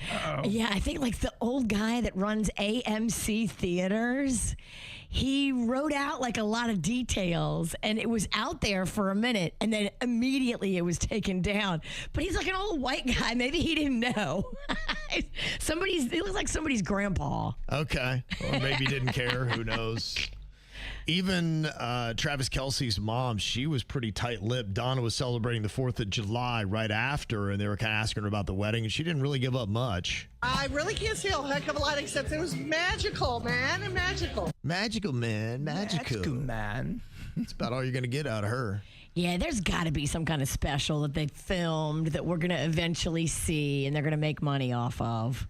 I would imagine, because there's definitely going to be a desire for it. Oh, my gosh. There's so much desire for it. I mean, we're itching for the details. We're getting scraps, and we're just morsels, tiny bits, and we love it. Be in the movie theater. There'll be sing-alongs, new songs. Will it not be at the AMC theaters now because that guy blew it? Yeah. She pulls it from venue. No AMCs are allowed to show the Taylor Swift wedding movie. Do you think it'd be tacky if she did that? I think her fans are going to like whatever she does, man. That's a great question because, yes, I do think it is a little tacky, but I think that, we want it. Everybody wants the details. And is this the one thing that she protects and she never lets get out there because this is such an important thing? Yeah, that's what I wonder. Yeah, it's a great question. She feel that way? The psychology of it for her. Does money-making win out over keeping your love story secret? In the United States, we don't have a royal family. And I guess it's understandable that we don't really have a royal wedding because they've had a few. I'd say at least 3 in my lifetime, remember, going all the way back to what was Prince Charles when he married Diana. I remember my mom waking me up in the middle of the night as a little kid having to watch that thing. I'm like, oh, my goodness. That's the big one. I mean, yeah, you have Kate Middleton, and yeah, you have Meghan Markle, but the big one is Princess Diana. But I still remember watching Meghan Markle in the middle of the night, too. So that was big enough to do that. It was big, but it wasn't as big as Diana. Yes, I agree. That was the absolute biggest one. But a lot of people are calling the Taylor Swift, Travis Kelce wedding America's royal wedding. And now you could argue, well, it wasn't televised, but I mean, it had all the hype. The networks were watching it. We were able to walk around Madison Square Garden and the media outlets that were out there, the barricades that they had, the people that were chanting. The only thing that kept it from really being that as a slam dunk to me was how private they made it. And a royal wedding is you're in a horse and carriage going down the street and all the people are celebrating you as you go. Having it this quiet steals away a lot of that argument for me. But you could say this is the largest celebrity wedding we've ever had, the one where people are the most invested in it. I don't think there's a close second. It is weird. We're so invested, and yet we have so little video, photography, details. And it probably adds to it. Yeah. I mean, I was looking at the list of some of the biggest celebrity weddings of all time, and I don't think there's anything that is even close to what we just saw with Taylor Swift and Travis Kelce. Beyonce, Jay-Z in 2008. That big. I can't even remember what it looked like. Right, the fact that you're kind of like, I don't know. Okay. Jennifer Aniston and Brad Pitt in 2000. That was a big one, but I mean, did that get even close to the hype? What about the Angelina Jolie Brad Pitt wedding? That was another one, yeah. Yeah. That was the thing. I think the thing about that one, nobody was really rooting for the love because we all pretty much knew you or had a cheated. strong feeling that it just that one felt dirty. And you're like, I don't think it's going to end well. Unpopular opinion, and I'm not trying to start any drama here. Not everyone is excited about the Taylor Swift wedding. They're just not. I agree. Oh, I'm not saying everybody. Yeah. I'm not saying this is every single American can't wait for this stuff. But if you're saying what is the biggest wedding that we've had so far, I don't think there's a close second. Ben Affleck, Jennifer Lopez. Definitely not. He looked way too sad. Yeah, 2022. And when you looked at him. Poor guy. I think he ever heard a smile ever again. Kim Kardashian and Kanye West, 2014. I know, it's so annoying though. I can't even give it credit. Yeah, I don't think so either. I think people genuinely seem to like, and look, there's a lot of people who are not going to care about celebrity dirt no matter what, and you're not going to care. But if you do, I think the most likable couple we've had is Taylor Swift and Travis Kelce. I think you're right. You also got people who like Tom Hanks and Rita Wilson. They've been around forever. Kevin Bacon and Kira Sedgwick. They've been together and they love each other. They're always doing little songs and dances on their farm. I would argue better celebrity couples, but if you're talking about the actual wedding itself, I don't even remember them getting married, and it didn't stand out either one of those. Oh, yeah, these were terrible ideas on my end. I wonder if was Taylor Lautner there, because that's the only ex that she has that she's still kind of really buddy and chummy with. Like all the other ones, your Harry Styles wasn't there, your Jake Gyllenhaals, they weren't there. Like John Mayer wasn't there. Like Mayer Right. would never be invited. But were there any exes that were invited? Was Taylor Lautner there? Not that I saw, and I don't know if it'd be because they didn't capture him going or if he's fallen to a level where nobody really cares. You would think people would just because he's an ex. Though people would want that storyline, and but I they're didn't still see him. friends. Yeah, and right. all of her friends were there. Even like both of them brought childhood friends and people they've had in their lives forever. But was John Mayer and Taylor Swift, was it more of a fling than a couple? I felt like that did not last long, and nothing he does last long. Well, I think he goes through girls like you go through underwear. I believe that. Mm-hmm. Yeah, no, some people were just saying the fact that it was so private, the fact that the guests had to sign NDAs. Some person, one text we got said, I think that was kind of rude. It's understandable, though. And that's what tells me that she is going to be doing a special. Right. Otherwise, she wouldn't care about the phones and everything else. So she is definitely going to be coming out with a produced special of her wedding. It's going to sell, it'll probably be in theaters, going to be massive. But look, I mean, is that going to be her final act? And then she's going to go off and have babies and chill? It'd be a good time for her to take a little bit of time and do that if you wanted to. Coming off the tour she had this moment. And then, because she does seem to realize as well, there is oversaturation. So you give this a little bit of time. You come out with a wedding film. You call that your little bit of a swan song. Go have some babies. Enjoy your life for about 3 to 5 years. And then you have a big tour and come back. I would definitely go to the Taylor Swift movie wedding. Sure. I think a lot of people I would absolutely pay whatever, $19.97 to go see that or whatever. I think that there is a huge, especially amongst the females, a huge curiosity. Somebody said, yeah, she got to make that $20 to $25 million back she spent on the wedding. Can you imagine you'll actually have that kind of wedding and you'll make a profit on it? I think that's what she's going to be looking at. I think she's doing okay. Okay. Right now, everybody is saying that is it. There's no argument. We just had our first royal wedding, and it was Taylor Swift and Travis Kelce. No one's saying Danny DeVito and Rhea Perlman? Oh, they're adorable. They are adorable. I love Danny DeVito. I do too. If somebody's done you wrong, it's time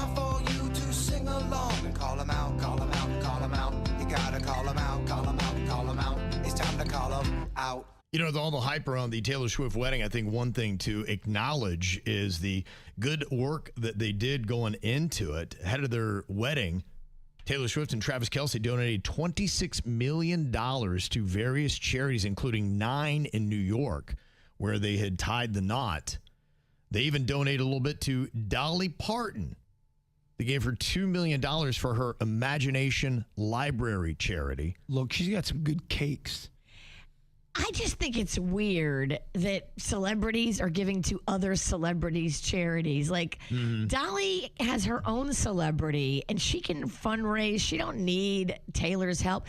Taylor really could have given that money to other charities that don't have a celebrity name already attached to them. I didn't really care for that. Okay. I think all the other ones, in fairness, really didn't have. It wasn't like she just went down and gave to all of her friends' charities. That was the only one I really saw had a celebrity attached. The rest of them were, their own little groups. I love to see, small ones that don't have help, that really need it, that give back most of their money to the programs. Those are the ones that need money. Yeah. I don't know what Dolly's charity does. I imagine it's good. It's run right. They do the right things with the money. But she has no problem fundraising. Yeah. Well, she was still thankful for the donation.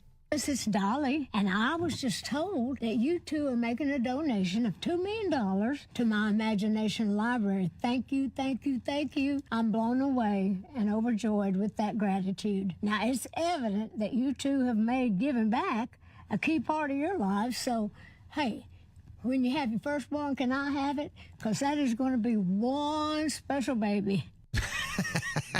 What? Dolly wants your kid. Dolly wants to take Travis. Yes. And Taylor's baby. She wants them to donate the baby to her, yes. What a weird thing to say. Well, Dolly's getting up there. Okay. She looks great, too, by the way. She does. She looks. I'm watching her right now. She looks amazing. Have you seen the video of her in that Dallas Cowboys cheerleading outfit?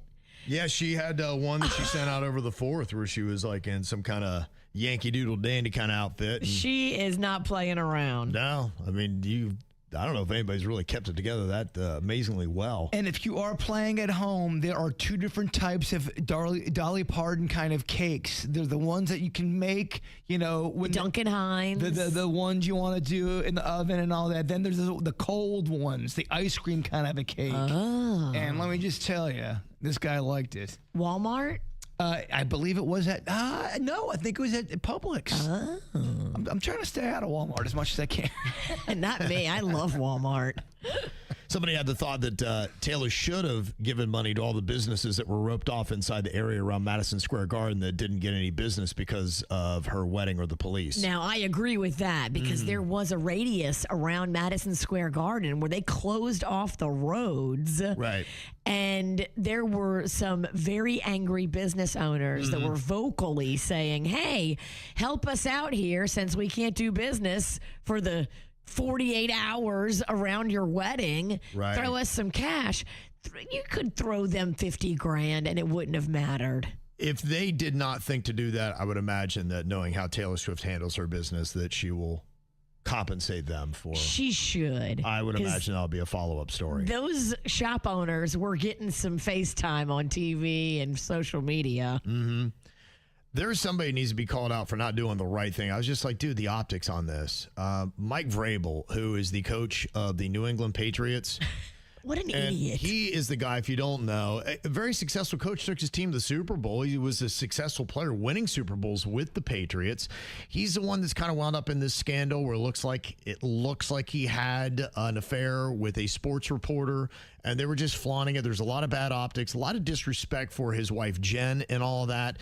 But, he apparently got away from the affair. She's gone back to her husband. He's gone back to his wife. But he and his wife, Jen, Mike Vrabel, they're walking out to go to the Taylor Swift wedding, and he's walking well ahead of her. And then he gets in the car first and doesn't open the door for her or hold the door for her. Just, those are the kind of things where, all right, you may be over this woman. I don't know what the status of your relationship is, but just on the optics of it, even if you could not stand this woman, just be a gentleman in all this, because it was just, it was a bad look. It was such a bad look because there was so many photographers parked out front of the Ritz-Carlton where you're staying. You know you're going to be photographed and videographed. Yeah. Why would you walk 10 steps in front of her with a grumpy sourpuss on your face and you get in the car and don't even wait for her? Who was that one coach where he made a video with his wife and it was odd? They were rubbing each other's feet. They were in bed together, but it was everyone was going,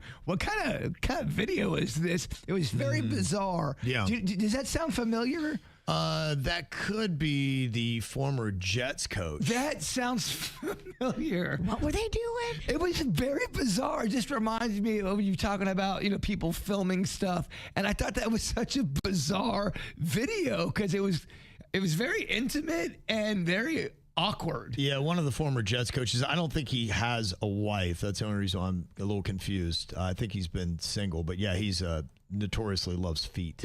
Okay. Maybe these coaches, they're really good at football coaching, but they're just not good at doing real life, coming off as human moves. And they don't have a good sense of what you should put out there and not put out there. Yeah, possibly.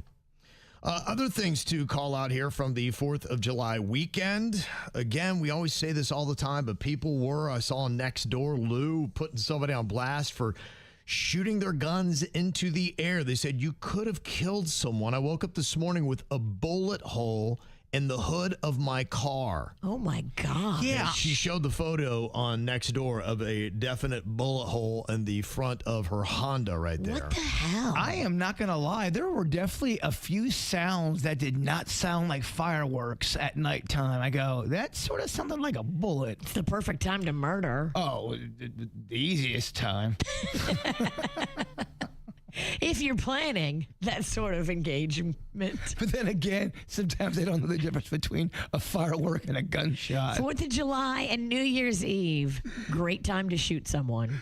Another column out that I saw, Sheila, she on Nextdoor is putting somebody on blast. She said, I got a neighbor that's hanging their American flag upside down. They did the same on Memorial Day. Ooh. They said, I'm all for free speech, but when you desecrate the flag, you are crapping on all those who gave their lives to give us freedom to do so. Crazy world we live in. I get it, but it really annoys me when you don't understand what you're doing. And if you do, shame on you even more. Oh. Shame on you. That's how you get your house egg during Halloween. And Heidi said, we are celebrating the birth of our country this weekend. We are not celebrating the people who fought for it. We have dedicated days for those occasions. Our Declaration of Independence guarantees his freedom to fly his flag inverted if he so chooses. So, I think that, is the statement for people to do that. You may not like it, but you say, well, at least you got the freedom to do it and make that kind of expression. But it is offensive to people who, especially if you've had family members that have died for the freedoms and whatnot, you feel like it's a slap in your face. And so if you do want to make those kind of statements, I'd be careful to direct them in the proper way or you're going to make a lot of people upset. Any kind of active military that lives in your neighborhood is going to be upset. Retired military, come on. Mm-hmm. It seems like some people just like a fight. So some people like to stir it up to get people all upset. You see it on Nextdoor all the time. Yes. Don't feed into it. Nia is calling out her whole town for getting more rude. I don't know if you've spent any time in North Palm Beach here recently, but she said she went to the pool for the 4th and was met with a drunk man body shaming my group. What? Yeah, and called us all out on our appearance. It's funny, man. I've seen a bunch of... Where was this? North Palm. I've seen at their pool, yeah. I've seen some pool videos in North Palm where people get into it. And she said the other bald guy with him kept arguing with us, too. By the way, we are women, not 100% sure, but I think his wife or grandmother, not sure, snapped a photo of us. The staff did nothing and allowed them to stay. Wow. Why are more North Palm Beach residents becoming like this? Are you noticing that your town is flipping rude? And I love North Palm. It's expensive, but I do love it. I mean, it's really a pretty town. Very quaint, lovely people there. But I guess the question might be, do you notice that maybe as some people are moving in from other parts, they're going, our town used to be everybody used to be so nice to each other. We're not so nice to each other anymore. Every town's getting a little spicier. The world is getting a little spicier. I know a few people at Gardens where I'm living at, just spicing it up a bit. Yeah. Yeah. Now's the time to put in a private pool in your backyard and then don't have company. One invasion that I've seen, and the call-outs were mixed. Some were positive, some were a little negative. The first unsupervised Tesla Model Y robotaxi has begun in Miami. Uh-oh, don't tell Rocco. He's going to want to go down there and do it. There are a lot of people making videos over the last week being in one of these robo-taxis, showing it just driving you around. There's nobody in the car, just zipping you all around. They've got them only in about 6 cities. Bay Area, Austin, Dallas, Houston, and now Miami have got them.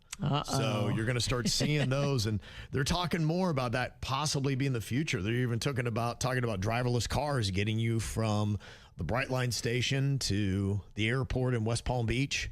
I mean, how do you feel about that? I'm okay with it if they're on like a low speed limit road, but there's no way I would get on 95 or the Turnpike or any major roadway in a driverless car. Speed kills, F that. Do you think that we would have more deaths if everything was a robo car, where technology drove us, or doing what we do now where you leave it to humans? What do you think would cause more vehicular deaths at the end of the year? It's a great question. Because honestly, I think that we would have more with humans. I think we'd have more with robots. I think it's on a case-by-case basis, though, how it affects you and your life, because hopefully you make good choices and you don't drive intoxicated and you don't drive impaired and you don't get in a car with somebody who is.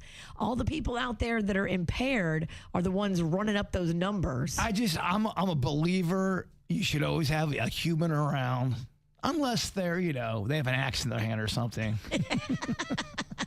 Yeah, I guess my Uber driver has an axe.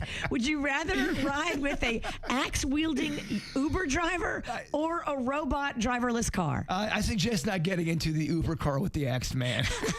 But do you even see the axe before you get in? I don't know. You're right, because you just get in someone's car and you have this unknowing trust that they're going to be cool. You're right. And not everyone's always cool. You're right. Okay, we'll see what other people have to say. What do you think would cause more deaths every year on the road? Humans driving the cars or the robo cars, the robots doing it? And to me, I think that might be the number one question that you would ask. What is safer for us overall? It's still early, too. I think there's some kinks to work out when it comes to a lot of these driveless cars around. I don't know. I think we don't quite have it yet. There's definitely kinks. Remember, we were just talking about how they drive into police standoffs and just sit there? Sure, yeah. They do have to work out a few things, but I still daily am seeing so many egregious things happening on the road from humans. And right now, about 70% of people think that humans would cause more deaths every year on the road. And to me, that's the ultimate question. If you say humans cause more deaths, then if the technology is available, we need to switch to whatever's safer. Wow. I don't want to be in the beta testing. Let them work out the kinks before we're not there yet. I get in the driverless car. Yeah. I'll be out. I'm going to the woods. And I am getting a lot of positive call-outs, and I love to see this, about Ariana Grande back home, starting off her tour at Amerant Bank Arena, which is such a great story. If you know, she was singing in that arena when she was a little kid, and here she was telling the crowd when she was on the stage. This is such a special moment. I'm so happy to be home with you all.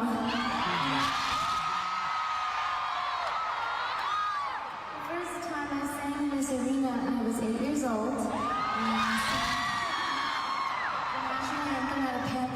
Go Cats! Oh man, crowd's eating it up.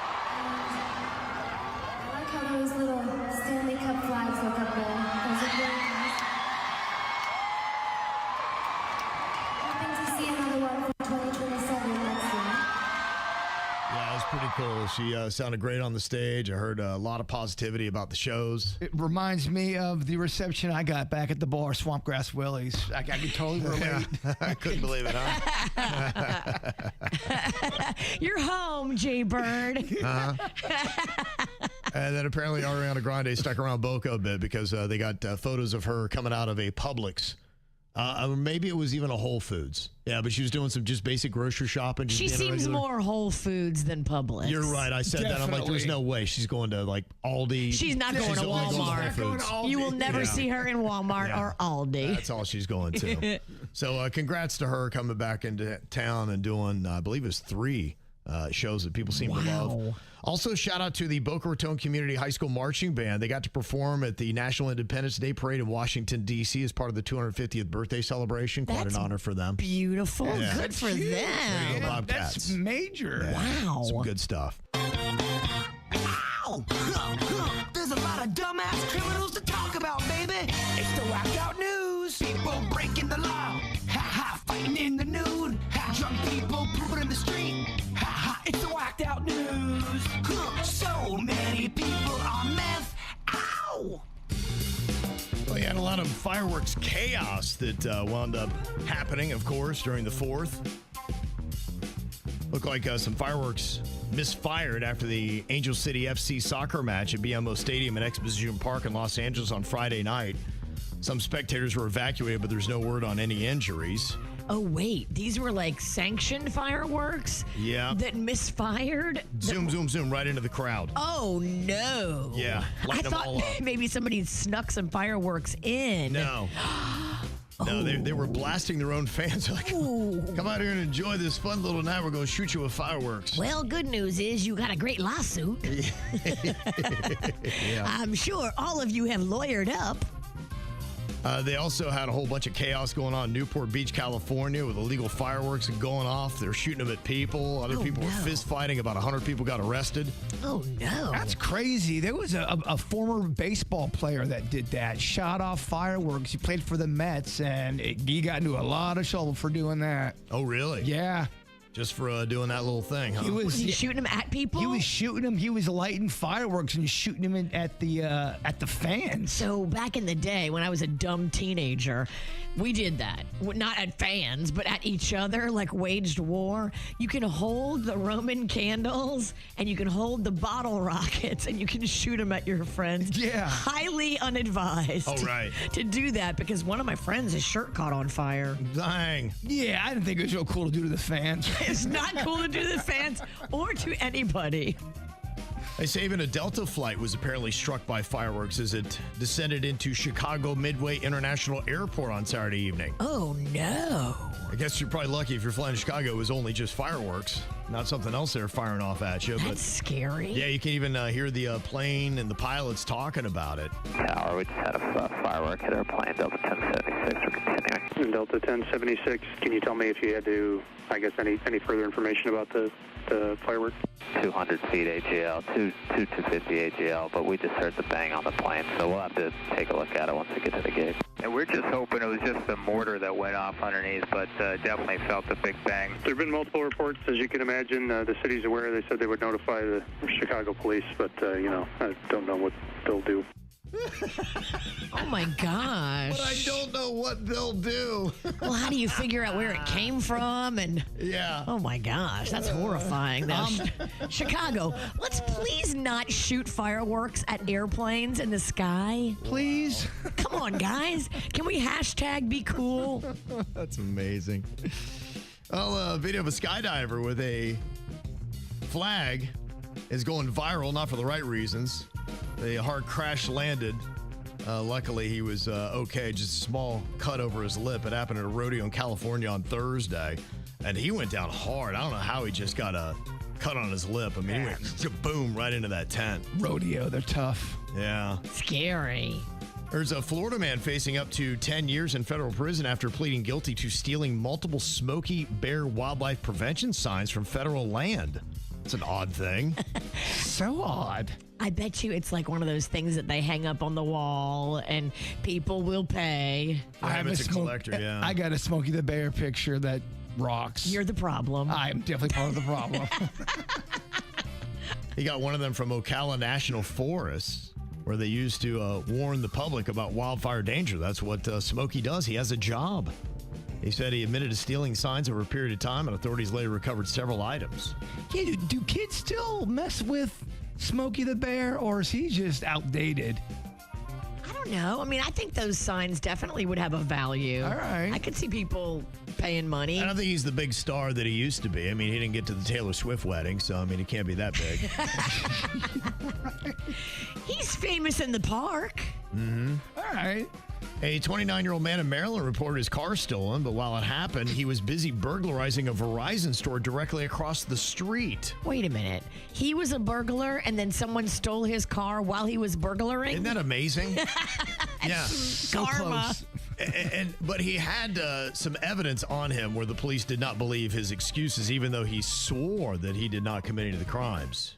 Someone took my truck. Let me just see your hands real quick. Okay. Put your hands behind your back for me. For what? Were you at that Verizon store? Because you got blood on your hands and blood on your glasses. I wasn't at no Verizon store, sir. I promise to God. Have a seat real quick. Hold on. You got blood on your shirt. So the gig's up. It's whether you want to be honest about stuff or not. You know what I mean? I do. Someone stole my truck. Oh, my God. That's kind of some karma right there, ain't it? Well, I left the keys in. Yeah, that's some karma right there, dude. I left the keys in it for a quick getaway after I was burglarizing the Verizon store. And somebody stole his car. See, that's when it works out nicely. Yeah.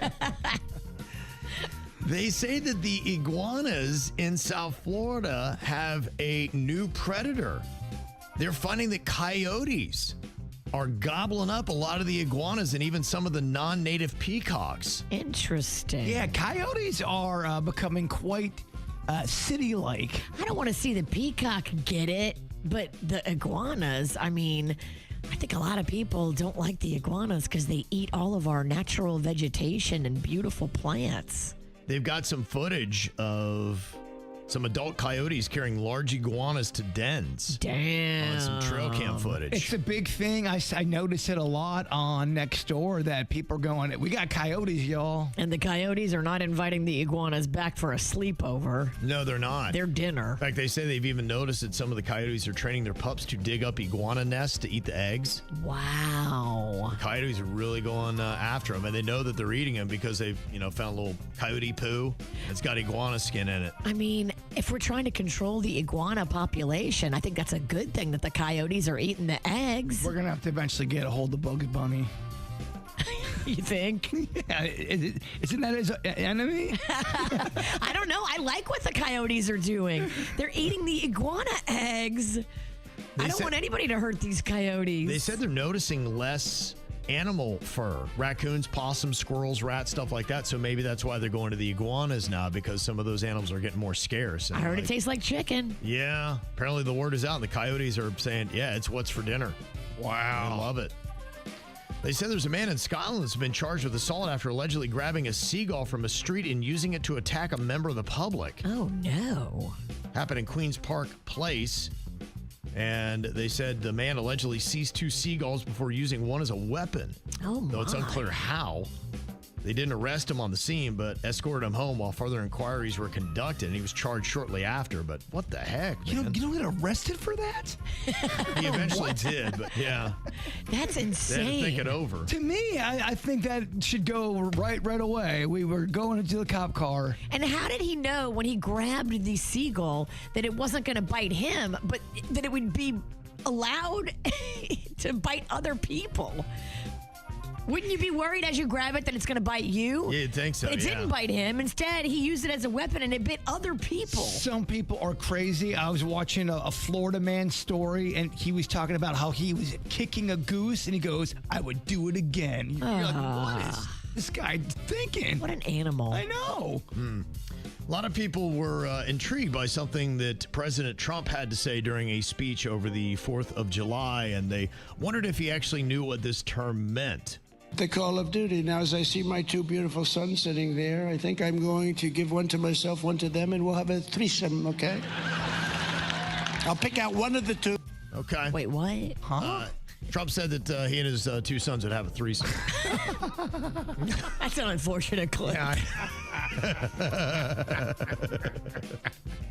Yeah. Does he know what that means? Mr. President, let me walk this through real quick. Whoopsie. Boy, if you were grilling this weekend with one of those Conair brushes, you might want to hold on to that, because the Conair brush is being recalled. 2 million wire grill brushes. They're concerned that the metal bristles could detach. And I think I saw a story where somebody did eat something with one of those bristles, and it was not good for them. Well, a lot of those, not just the Conair ones, but a lot of those grill cleaners with the little tiny metal brushy things at the end. Those metal pieces come out and they get on the grill, and then you put your burger on top of it, and now you've got all those little metal pieces in your burger. Yeah, and it could get lodged in your throat or go down and cause damage in your stomach. Big time. We Tubes. gotta throw away these grill brushes. Mm-hmm. And finally, a prominent medical writer made an unfortunate typo when he tweeted, "The monkeypox outbreak is occurring almost entirely among men who have sex with me." Now, what he meant to put was men who have sex with men. So he had to go back and correct himself later and say, no, I don't mean people were having sex with me. I meant to say sex with men. But he was ridiculed nonstop on Twitter for a good 24 hours. You got to double check your work. Yeah, I got to double check. That's a very key N in that statement. You can't just depend on spell check because is a word. You're right, it is. Yeah. He's like going, looks good. Okay. Monkeypox occurring Send. entirely among men who have sex with me. Send. Boom. What are you thinking about? What are you thinking about? What's on your mind? Are you thinking about? What are you thinking about? You know, one thing about the 4th of July that I think is massively underrated. Everybody's looking at the barbecues and looking at the fireworks, drone shows, red, white, and blue, all that stuff is very important. But I kind of reintroduced myself to something that my grandmother Beulah would never go without: watermelon. And let me tell you that I think too often I forget about how good watermelon is. I don't know why I don't follow what my grandma Beulah did and always have a watermelon right there in the fridge ready to go, because it is amazing. It's like a perfect food. It's refreshing. You can make margaritas out of it. Totally. You can add it to any cocktail. It makes it so awesome. Yeah. But I love it. I like when I freeze it. It tastes, it's almost like, dare I say, kind of like ice cream a little bit. It is. It's like an amazing treat. It's perfect. When it's so hot outside, I can't think of a better food than watermelon. I got a watermelon. I'm like, gosh, I just keep thinking about it. It's fantastic. It's just everything about it. I'm like, oh, I enjoy this so much. Goes great with a little tahini. You ever put a little tahini on that, or a mango, Virginia? Yum. I love tahini on watermelon. My mom introduced that to me a few years ago in San Antonio, and I was like, what is this? Unbelievable. Okay, absolutely unbelievable. Learn how to spell tahini. There's a J in it, which doesn't seem right. Doesn't seem right. How dare they? How dare they? Yes. What you got in your mind today, Jay Bird? Well, it was on Saturday, and it lasted for a good, I want to say, 40 minutes long. There was this helicopter, but it was military style, and it was going so super low, and it was going all around my neighborhood, and other people had to have seen it, but I couldn't believe how low it was getting, to the point where it looked like it was right underneath me. I was waving. Underneath you? But you know what I mean. It was so low. I was waving at it to a point where I felt like they could see me, and I just wanted to know, was something in town on Saturday? Did something go down? But this helicopter that looked very military was just circling around and around and around, and it looked bizarre. It was an odd thing. So I was just wondering if anybody knew. You said it was Saturday? Saturday, yeah. Saturday. What was going on Saturday? Around 1-ish, maybe. I don't know. I wasn't here. 4th of July. Oh. Yeah, it probably was part of some kind of observance somewhere. Be my guess. I'm kind of dumb. Yeah. No, I don't think so. No, it's just, it's still weird to have a low flying helicopter. It was during the daytime, and it just was so super low. You could see every detail of it. And you're sure it was a military chopper? It looked like a military chopper. That's why I'm hoping someone's got some answers for me, because I'm alien hopeful. Yeah, that'd be my guess. It probably had something to do with 4th of July. Okay. Festivities somewhere. Dang it. Here I'm thinking it's aliens.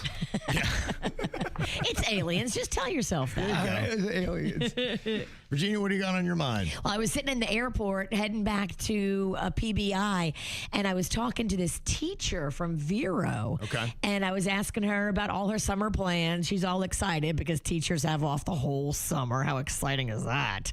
They can do trip after trip after trip, and she was.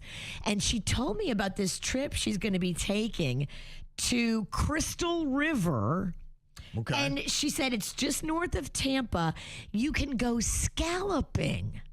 It's like a thing. It's like a tour, like a guided thing. They bring you out there. Yeah. And they teach you how to scallop. Yes. And then, like, you can have all these fresh scallops and go back to wherever and cook them. I'm like, this is amazing. Somebody walked me through that. Yeah. And showed me what it was like. They'd gone out there and did scalloping. I was like, okay. I would so do that. Crystal River, scalloping just north of Tampa. Let's put it on the list. And oh my gosh, how cool would that be to eat the scallops that you harvested? Sounds disgusting. I love scallops. Oh, you do, huh? I got a thing. Are they hard to make?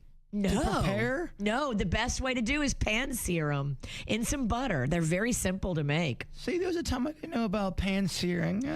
Pan searing is where it's at. It kind of is, Kev. Is it really? Yeah. Wow, okay. I had not heard that yet. Oh, I love seafood pan seared. Anything. Crab, shrimp. So good pan seared. But you don't, I mean, you can pan sear stuff that's also not fish, right? Oh, yeah. You can pan sear steak. You can pan sear chicken. You can pan sear pork. Oh, chefs are screaming at the radio right now. My favorite, soft shell crab.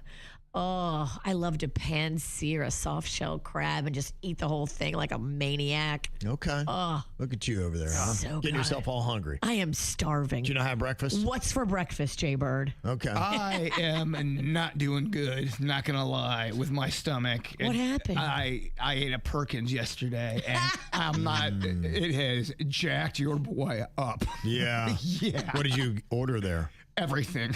Oh, you got a lot, huh? I got a bunch of stuff, and it just, you know, when you're eating something, and I'm not talking about the one in Port St. Lucie, I'm talking about whatever the one I was at. It just didn't seem like it was right. It had it seemed sort of spoiled, but I was so hungry. Yeah. I said it's probably just in my head, but it has. Now it's in your stomach. It's just. Maybe not for long. No, Perkins did not do me right. Is it a cafeteria? It's not. It's a restaurant, and it's cool because you walk in, they got all these cool-looking pies. So they trick you right off the bat. You're like, oh, my gosh, look at all these pies. Then they feed you the other food. The spoiled food. Were the pies spoiled, too? No, they're fake. You get food poisoning. Damn, Perkins. Yeah. That's rough. Yeah, no, I'm knocked down a step. Well, this week, instead of Denny's or Animal, we're going to be giving you Evelyn or Animal, who's stepping in for Denny's, who is out this week. Same kind of little rules apply here, though. You got some animal noises. You got to tell us what is the real, what is Evelyn. If you can do that, then you're going to be hooked up with a nice little prize this week for Camp KVJ. Boy, I don't know what it is, man. We're really wheeling it out here with 4 tickets to Rapids Water Park and the Cox Science Center, plus a $100 Visa gift card from Love the Palm Beaches. Ooh, that's a great prize pack. It's pretty impressive, isn't it? It is. This is your Camp KVJ this week. Bam. Yeah. So you want to be here for every single day of it. I'm happy they're showing some respect to Evelyn or Animal and giving Evelyn some good prizes. Okay. Yeah, that's what it is. They gave Denny's weaker prizes, but for Evelyn or Animal, they're stepping it up. We love all of our prizes. I think they've all been fantastic. We love all of our prizes. Yeah. Stop trying to get us in trouble. Good heavens. All right, we got Piper on here from Royal Palm Beach. What up, Piper? Hi. How you doing? Good. You ever been to Rapids Water Park? Yeah. You ever been to the Cox Science Center? Yeah. Okay. You ever held a $100 bill? Nope. Okay. All right. Oh. New experiences. Have you ever heard the Rapids jingle? Ride the Rapids, have some fun. Ride the Rapids, everyone. She's not impressed. Oh, yeah, I have heard that. Okay. All right. Okay. I heard it, but yeah, I'm impressed. You can tell. She's like, I got to say that because I want the prize. Way to but sell it. singing wasn't great. Way to sell it. Okay, here's what we got. We got Evelyn or Animal. You got to just try to tell us what is the real animal and which one is actually Evelyn making the animal noises. The first one that we got here for you, Piper, is some coyotes howling. What do you think about this?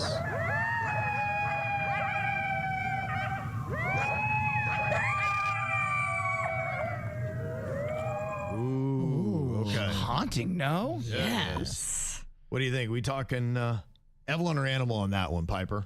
That's an animal. Yeah, it is, yeah. Yes. Very nice, very nice. Very good. Nice job. Okay, we're going to go from coyotes howling to let's go to a cougar howling. What do you think? Is this Evelyn or animal here on this clip?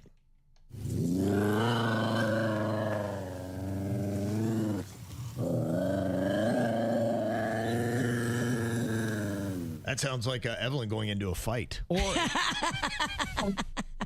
that sounds like Virginia. It did kind of sound like me a little bit. Yeah.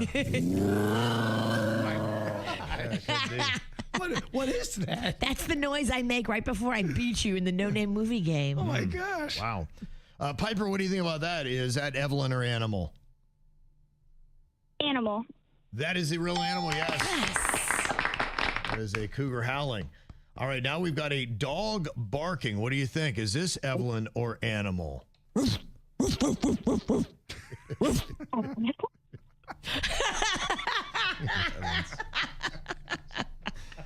Okay, what do you think about on that one, Piper?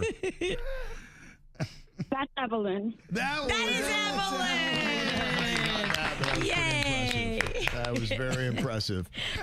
All right, you got a ton of good stuff. You're going to Rapids, you're going to the Cox Science Center, you got a $100 Visa gift card, all from Love the Palm Beaches. Okay, Piper?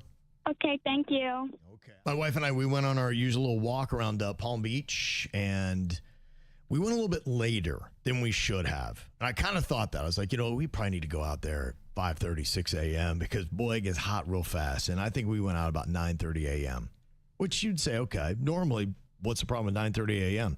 I got to tell you, by the time we got out there, it was probably 10:30, 11 a.m. We stopped at the beach bathroom right there on Palm Beach, and I looked in that mirror. I'm like, I look distressed. Your body is not happy. I mean, this gringo's skin was just full red. It was like, I'm like, and it wasn't that I was sunburned at all. It was just hot. Like, I don't know what it is. If I'm exerting myself physically, my face gets red. It's just something that happens. It's a condition I have. But if I get hot, boy, I'm just, my skin, everything bright red. I was like, man, this is not good. Oddly enough, my wife, who is 50% Mexican, got that dark skin.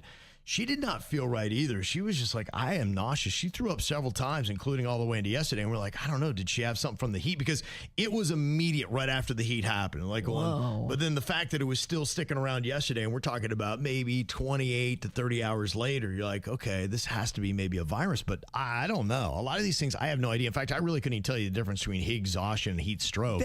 That's what I get confused because sometimes I feel like people get like these mini flus. But is it technically a flu? You feel like crap. You feel like, you're sick, but is it necessarily the flu? Are there smaller versions of being sick? Or is it heat stroke? Yeah, exactly. How do you know the difference? Well, the heat stroke is the one that's very serious. That is life-threatening, and the symptoms are a little bit different. Now, if you have heat exhaustion, which you get by prolonged heat exposure and dehydration, that's heavy sweating, cool, pale, clammy skin, weakness and fatigue, dizziness or fainting, nausea or vomiting, headache, muscle cramps, and a fast, weak pulse. And that pretty much covers everything that my wife had. So I would say that she was officially in the heat exhaustion category. And they say a lot of the stuff you would imagine, drinking water, getting to a cool place, loose clothing, all that kind of stuff. And they say if your symptoms don't improve within an hour or they worsen, you need to seek medical care. That's one of the things because you don't know. Now, the heat stroke, what officially puts you in this category is your core temperature is above 104 degrees Fahrenheit or higher. Well, that's some dangerous stuff. And the symptoms get a lot more intense. Like you got confusion, slurred speech, unusual behavior. Oh, I have that when I'm drinking. How am I going to know if I have a heat stroke or I'm just drunk? I was talking to Virginia last night. I'm like, oh, she got heat stroke. But I was inside. Yeah, you were. That's true. Yeah. And then I saw you had a bottle of beer. So I was like, okay, I think that makes sense. Every symptom you're talking about, I'll go, all right, well, I have it. I have that. I have that. Check. Other signs of a heat stroke: loss of consciousness, seizures, hot red skin, which, boy, I get. So that's why I wouldn't know. I think, oh my gosh, I'm having a heat stroke. Rapid, strong pulse, and a high body temperature. And if you have the heat stroke, they say call 911 immediately. So if this is you, do not play around with this. They say you got to get to a cool location. They said cool them rapidly with cold water, ice packs, wet towels. And they say do not force fluids if the person is confused or unconscious. Oh. Yeah, that's what happened with when I had it real bad. Denny's gave me super, super hot fruit punch. And I didn't know. My body was just freaking out. I had to take off my shirt. Hot punch? Not only in front of Vicky from Weird and Whatever, in front of Ryan Beckett. There's strangers watching, and you just see me run and jump into Lake Lytle, and it burned my skin. It's terrible. There's a lot going on over there. They did everything wrong. So there's just a lot of things with the way the temperatures are these days. It is just too hot to do a lot of stuff outside and not do it at the right time. Everybody needs to get one of those menopause fans that I have. They're so cheap on Amazon. Yeah. You can buy one and just carry it around with you. It saved my trip to New York. Denny's was saying one of his buddies who works outside has a gooch cooler.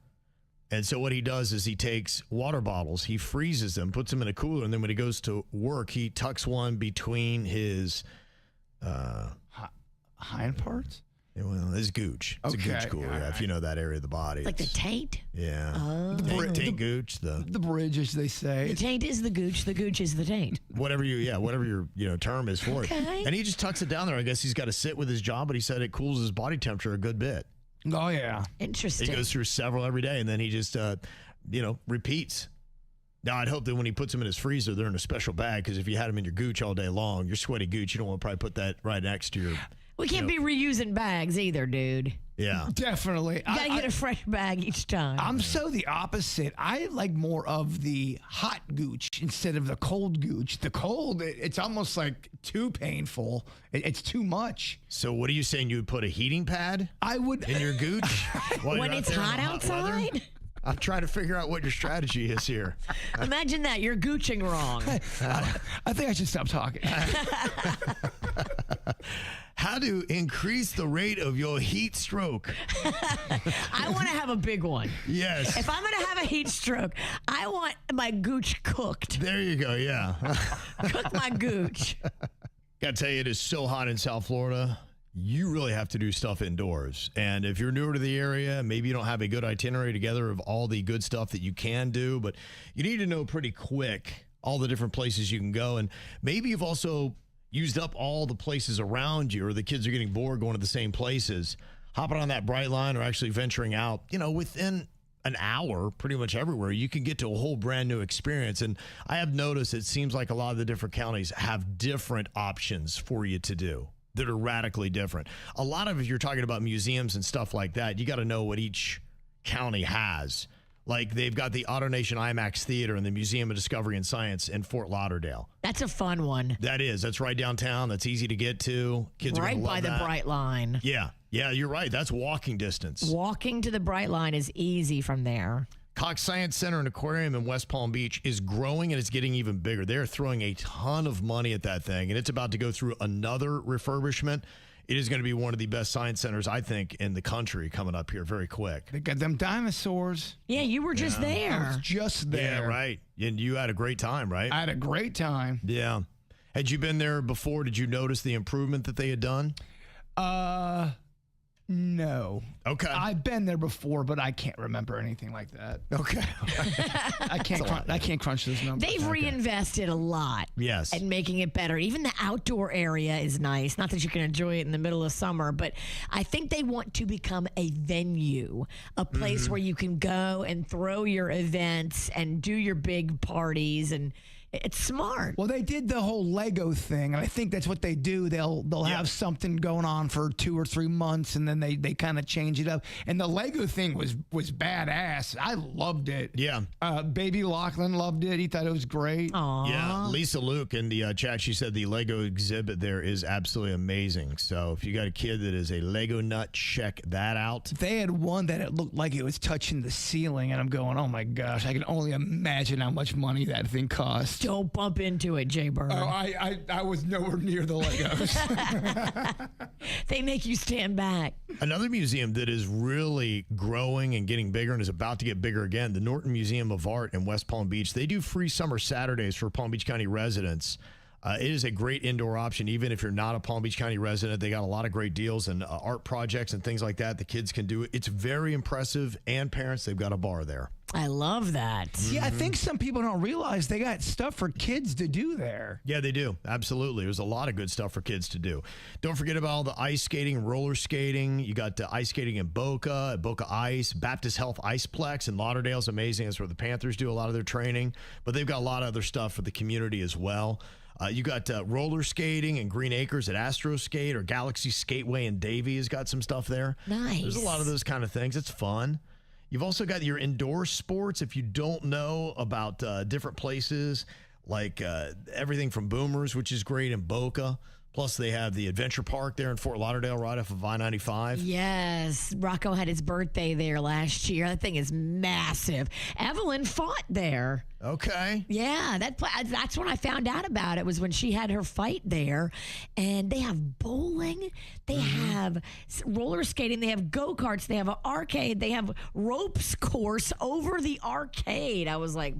A lot of places have that. In fact, they got some Sky Zone locations throughout South Florida. They got trampolines, climbing walls, ninja courses, stuff like that. There's ninja course. Flying Squirrel in Weston, which is a nice little jump park there you can do. Ninja course sounds so fun, but I'm scared of heights. He wants to be on the ground. Ninja course with no flying squirrel. The iFly indoor skydiving in Davie is great. Kang is saying, Frost Science Museum in downtown Miami is also really cool. Oh, I haven't been there. Brightline. Yeah. Oh. You go Brightline to the Metro Mover, and you get off at the museum station. So it'd be pretty good. And Extreme Adventure Park was the name of the place I was trying to think of there, too. Yes, Extreme Adventure Park. That thing is massive. That's an interesting idea. The Bass Pro Shop. That is huge enough that, you could go in there and just kind of look around, cool off, and have a good time. And it's right off of I-95 there. What is that, around Sterling, I believe? Yes, it is. Bush Wildlife. That place is awesome. They've done a great job with their remodel and their new facility. They're now in Jupiter Farms. Yeah, and it looks really good. Amy did a great job, and her whole staff, phenomenal. And some other indoor stuff that you can check out.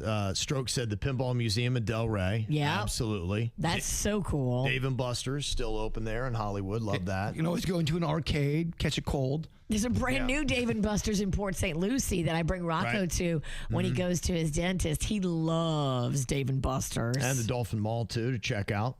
And then there's also a Diadem Pickleball Complex in Coconut Creek that's indoors. Oh. I love that. Yeah, those are all some really cool things for you to check out. So there's a lot of stuff to do in South Florida. I mean, you think of that list we just ran through right there. 20, 25 solid options that you can do. So there is stuff out there. You just got to look, and that's some of the best stuff and easy to find. The World Cup action, boy, crazy stuff, and so thankful that we've got actual games that are going to be played right here in South Florida, especially as we start getting into this, and it is getting pretty intense. In fact, it looks like right now the U.S. is the only host country left. Mexico, they got bounced by England 3-2. Day gone. Oh, damn. Mexico was in trouble because they had a bunch of their fans outside the England hotel. And when the English team was trying to sleep the night before the match, all these Mexican fans were like making noise, hitting drums, playing music, like hooting and hollering, trying to keep the English team from getting a good night's sleep. And then, see, karma. Yeah. It got you, Mexico. It bit them. You can't be acting a fool like that. They gone. Canada's gone. Wow. Yeah, pretty crazy. Is the USA still in it? They are. Okay. Only host country left, Virginia. Okay. Yeah, they got to win on Thursday, and they're going to be playing Belgium tonight in Seattle. This will give them a berth in the quarterfinals if they can get that, which would be on July 10th in L.A. Oh, I so want to call our old intern, Olivier, and talk some smack. Yeah, he said he's ready to come on, so we'll have to get him on here maybe on the after the show. Is he a big fan? Oh, of course. Yeah, he lives in Brussels. I think you have to be. Everybody else in the whole world cares about soccer, and they call it football, which is really confusing. Yeah, they do. We're just one of a handful of more English-speaking nations that uses the term soccer, so it's really confusing for us. But we've got a game that already has that name, so unfortunately, I think it's already occupied. What are we going to do? I think we're going to be the lone standouts of this. So keep calling it soccer and confusing everybody. That's just kind of what we do. Right. It is kind of odd. It is kind of odd. We march to the beat of our own drum. We do have a lot of wacky stuff. Have you ever seen that skit that they have where Nate Bargatze plays George Washington and he walks through all the, and you're just like going, we really did not do it right. For a country that's only 250 years old, like I don't know what the plan was. I don't think we figured out who we were. We made a lot of mistakes early on. Maybe we need to go back and correct some of those things. Whoopsie. The big shocker, though, my son came in last night as a kid. He's like, did you just see that Norway beat Brazil 2-1? That's wow. Kind of a shocking thing. Yeah. So now you're starting to see some of the bigger stars that are stepping up. So they got that dude Holland on Norway. You know, these big Vikings are out there, and he kind of reminds you of like an old Viking. Okay. And then Brazil's great player, Neymar, 34-year-old, he announced that he's going to be retiring. He's their all-time leading scorer with 79 international goals. So that was it for him. Wow. He went out. Unfortunately, he's a loser. Yeah, that sucks. Your last game, you lost. Yeah. The game they had at Hard Rock Stadium on Friday was amazing. I watched all of that. That was Argentina beating Cape Verde, a small little nation, and it was so amazing when they actually flew home. People were waiting. Some of the guys on the tarmac that were working were bowing and kissing the ground that they walked on. That's so cool. And the goalie, it's amazing. He picked up all of these followers on social media during the course of the World Cup, and Inter Miami's talking to him. They're dabbling that maybe he might be playing, for Inter Miami coming up. Wow. So if you fell in love with that team, the goalie who was 40 years old that did amazing might be playing with Inter Miami. Colombia is still in it. Okay. There you go. Yeah, we're getting there. They think maybe France has the best odds to win it because other than Messi with Argentina, they've got Kylian Mbappe, and he scored his 19th career goal, which is the only goal in the France-Paraguay game that happened on Saturday. So they're going to the quarterfinals for the fourth time. So we'll see what happens with that. And the big thing about the U.S. game is our top leading scorer was given a one-game suspension on Sunday, getting a red card on that. What'd he do? He stepped on somebody. I guess the question was it intentional or not? And, when you slow it down, it's harder to tell because it looks more deliberate when you're watching something in slow-mo versus the fast action of you're just out there running, trying to get to a ball before somebody else. Right. And so they say that maybe Commerce Secretary Howard Lutnick actually stepped in because they've got a close relationship with the head of FIFA. And they're like, yeah, could you take another look at that? And they're like, this just doesn't seem like that's red card worthy. This is our top goal scorer. We really need this guy. Yeah. And apparently FIFA reviewed the decision and they rescinded the red card. And they said, yeah, okay, we're going to go ahead and let him play. But apparently Belgium is flipping out. They are not happy at all with this. They think it's massive cheating and... Yeah, they're not. What do you think? You watched it, right? Was he stepping on him on purpose? And what part of his body did he step on? Like if it's balls, your foot. Yeah, it's like on the leg. I mean, look, I'm so biased, so I'm so happy it happened. And, a lot of people are saying this is unprecedented. You don't do that. But Ronaldo had a red card that would have kept him from Portugal's first 2 World Cup matches. So it's not unprecedented. Okay. This is something that they can do. And to me, I'm not a big fan of ejections and all that stuff. Look, I don't get soccer, and I'll tell you that I would not be the one to talk about this. But I'm very happy that I do love seeing the people fight in the chat room, though. That's pretty funny. About what? First comment I see is screw Colombia. I'm like, it's just, that's just the competitive juices there. I guess so. Does your girlfriend love soccer? She does. She likes watching Colombia play. Nice. She's definitely into that. And I have a Colombian jersey, but it's kind of too tight on my man boobs a little bit. Oh, no. So I got to be careful. You're stuffed in it like a sausage? I'm kind of stuffed in. I think I need a bigger jersey. sure they make them in, bigger sizes. What happens when you eat too many Colombian pastries? Exactly. I'm one pastry away from really having these things pop out. Yeah, so it's pretty exciting stuff. It'll be interesting to see what kind of mark this does leave on America. But it was crazy in New York City how many World Cup parties and bars and restaurants, and New York City has World Cup fever. It was a very international city. Of course, South Florida is getting a lot more international as well. And you've got England versus Norway on Saturday. So it's going to be, as we get down to the end. So we got a couple matches left, and then we got the bronze final that is going to be happening on the 18th. So the following Saturday. So we get 2 more matches, and we got to go with England and Norway coming up here in South Florida this Saturday. Okay. Mm-hmm. You tell Olivier, look out, we're coming for him. Yeah, we just have to figure out if we can dial internationally. Are we allowed to call internationally from our work phone here? So we're going to answer between now and after the show. Yeah, okay. I have tried to do that before. It did not work out well. Yeah. Is it us or is it the phones? I don't know. I tried to call both. Try to call a different country. Did not work out well. Mm-hmm. Then after the show is going to be coming up. You can check it out. It's going to be on YouTube, Facebook, Instagram, and Twitch live. Or you can get it on YouTube and Spotify on demand anytime you want. Before we get to that, Jaybird, if you would, wrap us up here with your thoughts for the day. Talked a lot about soccer today. We Yes, did. Absolutely, just did. Closure is something you give yourself. No one else has the key for. I know it has nothing to do with soccer, but okay. But closure is something you give yourself. There you go. I like that. All right, thanks, Virginia. The KVJ Show on 97.9 WRMF.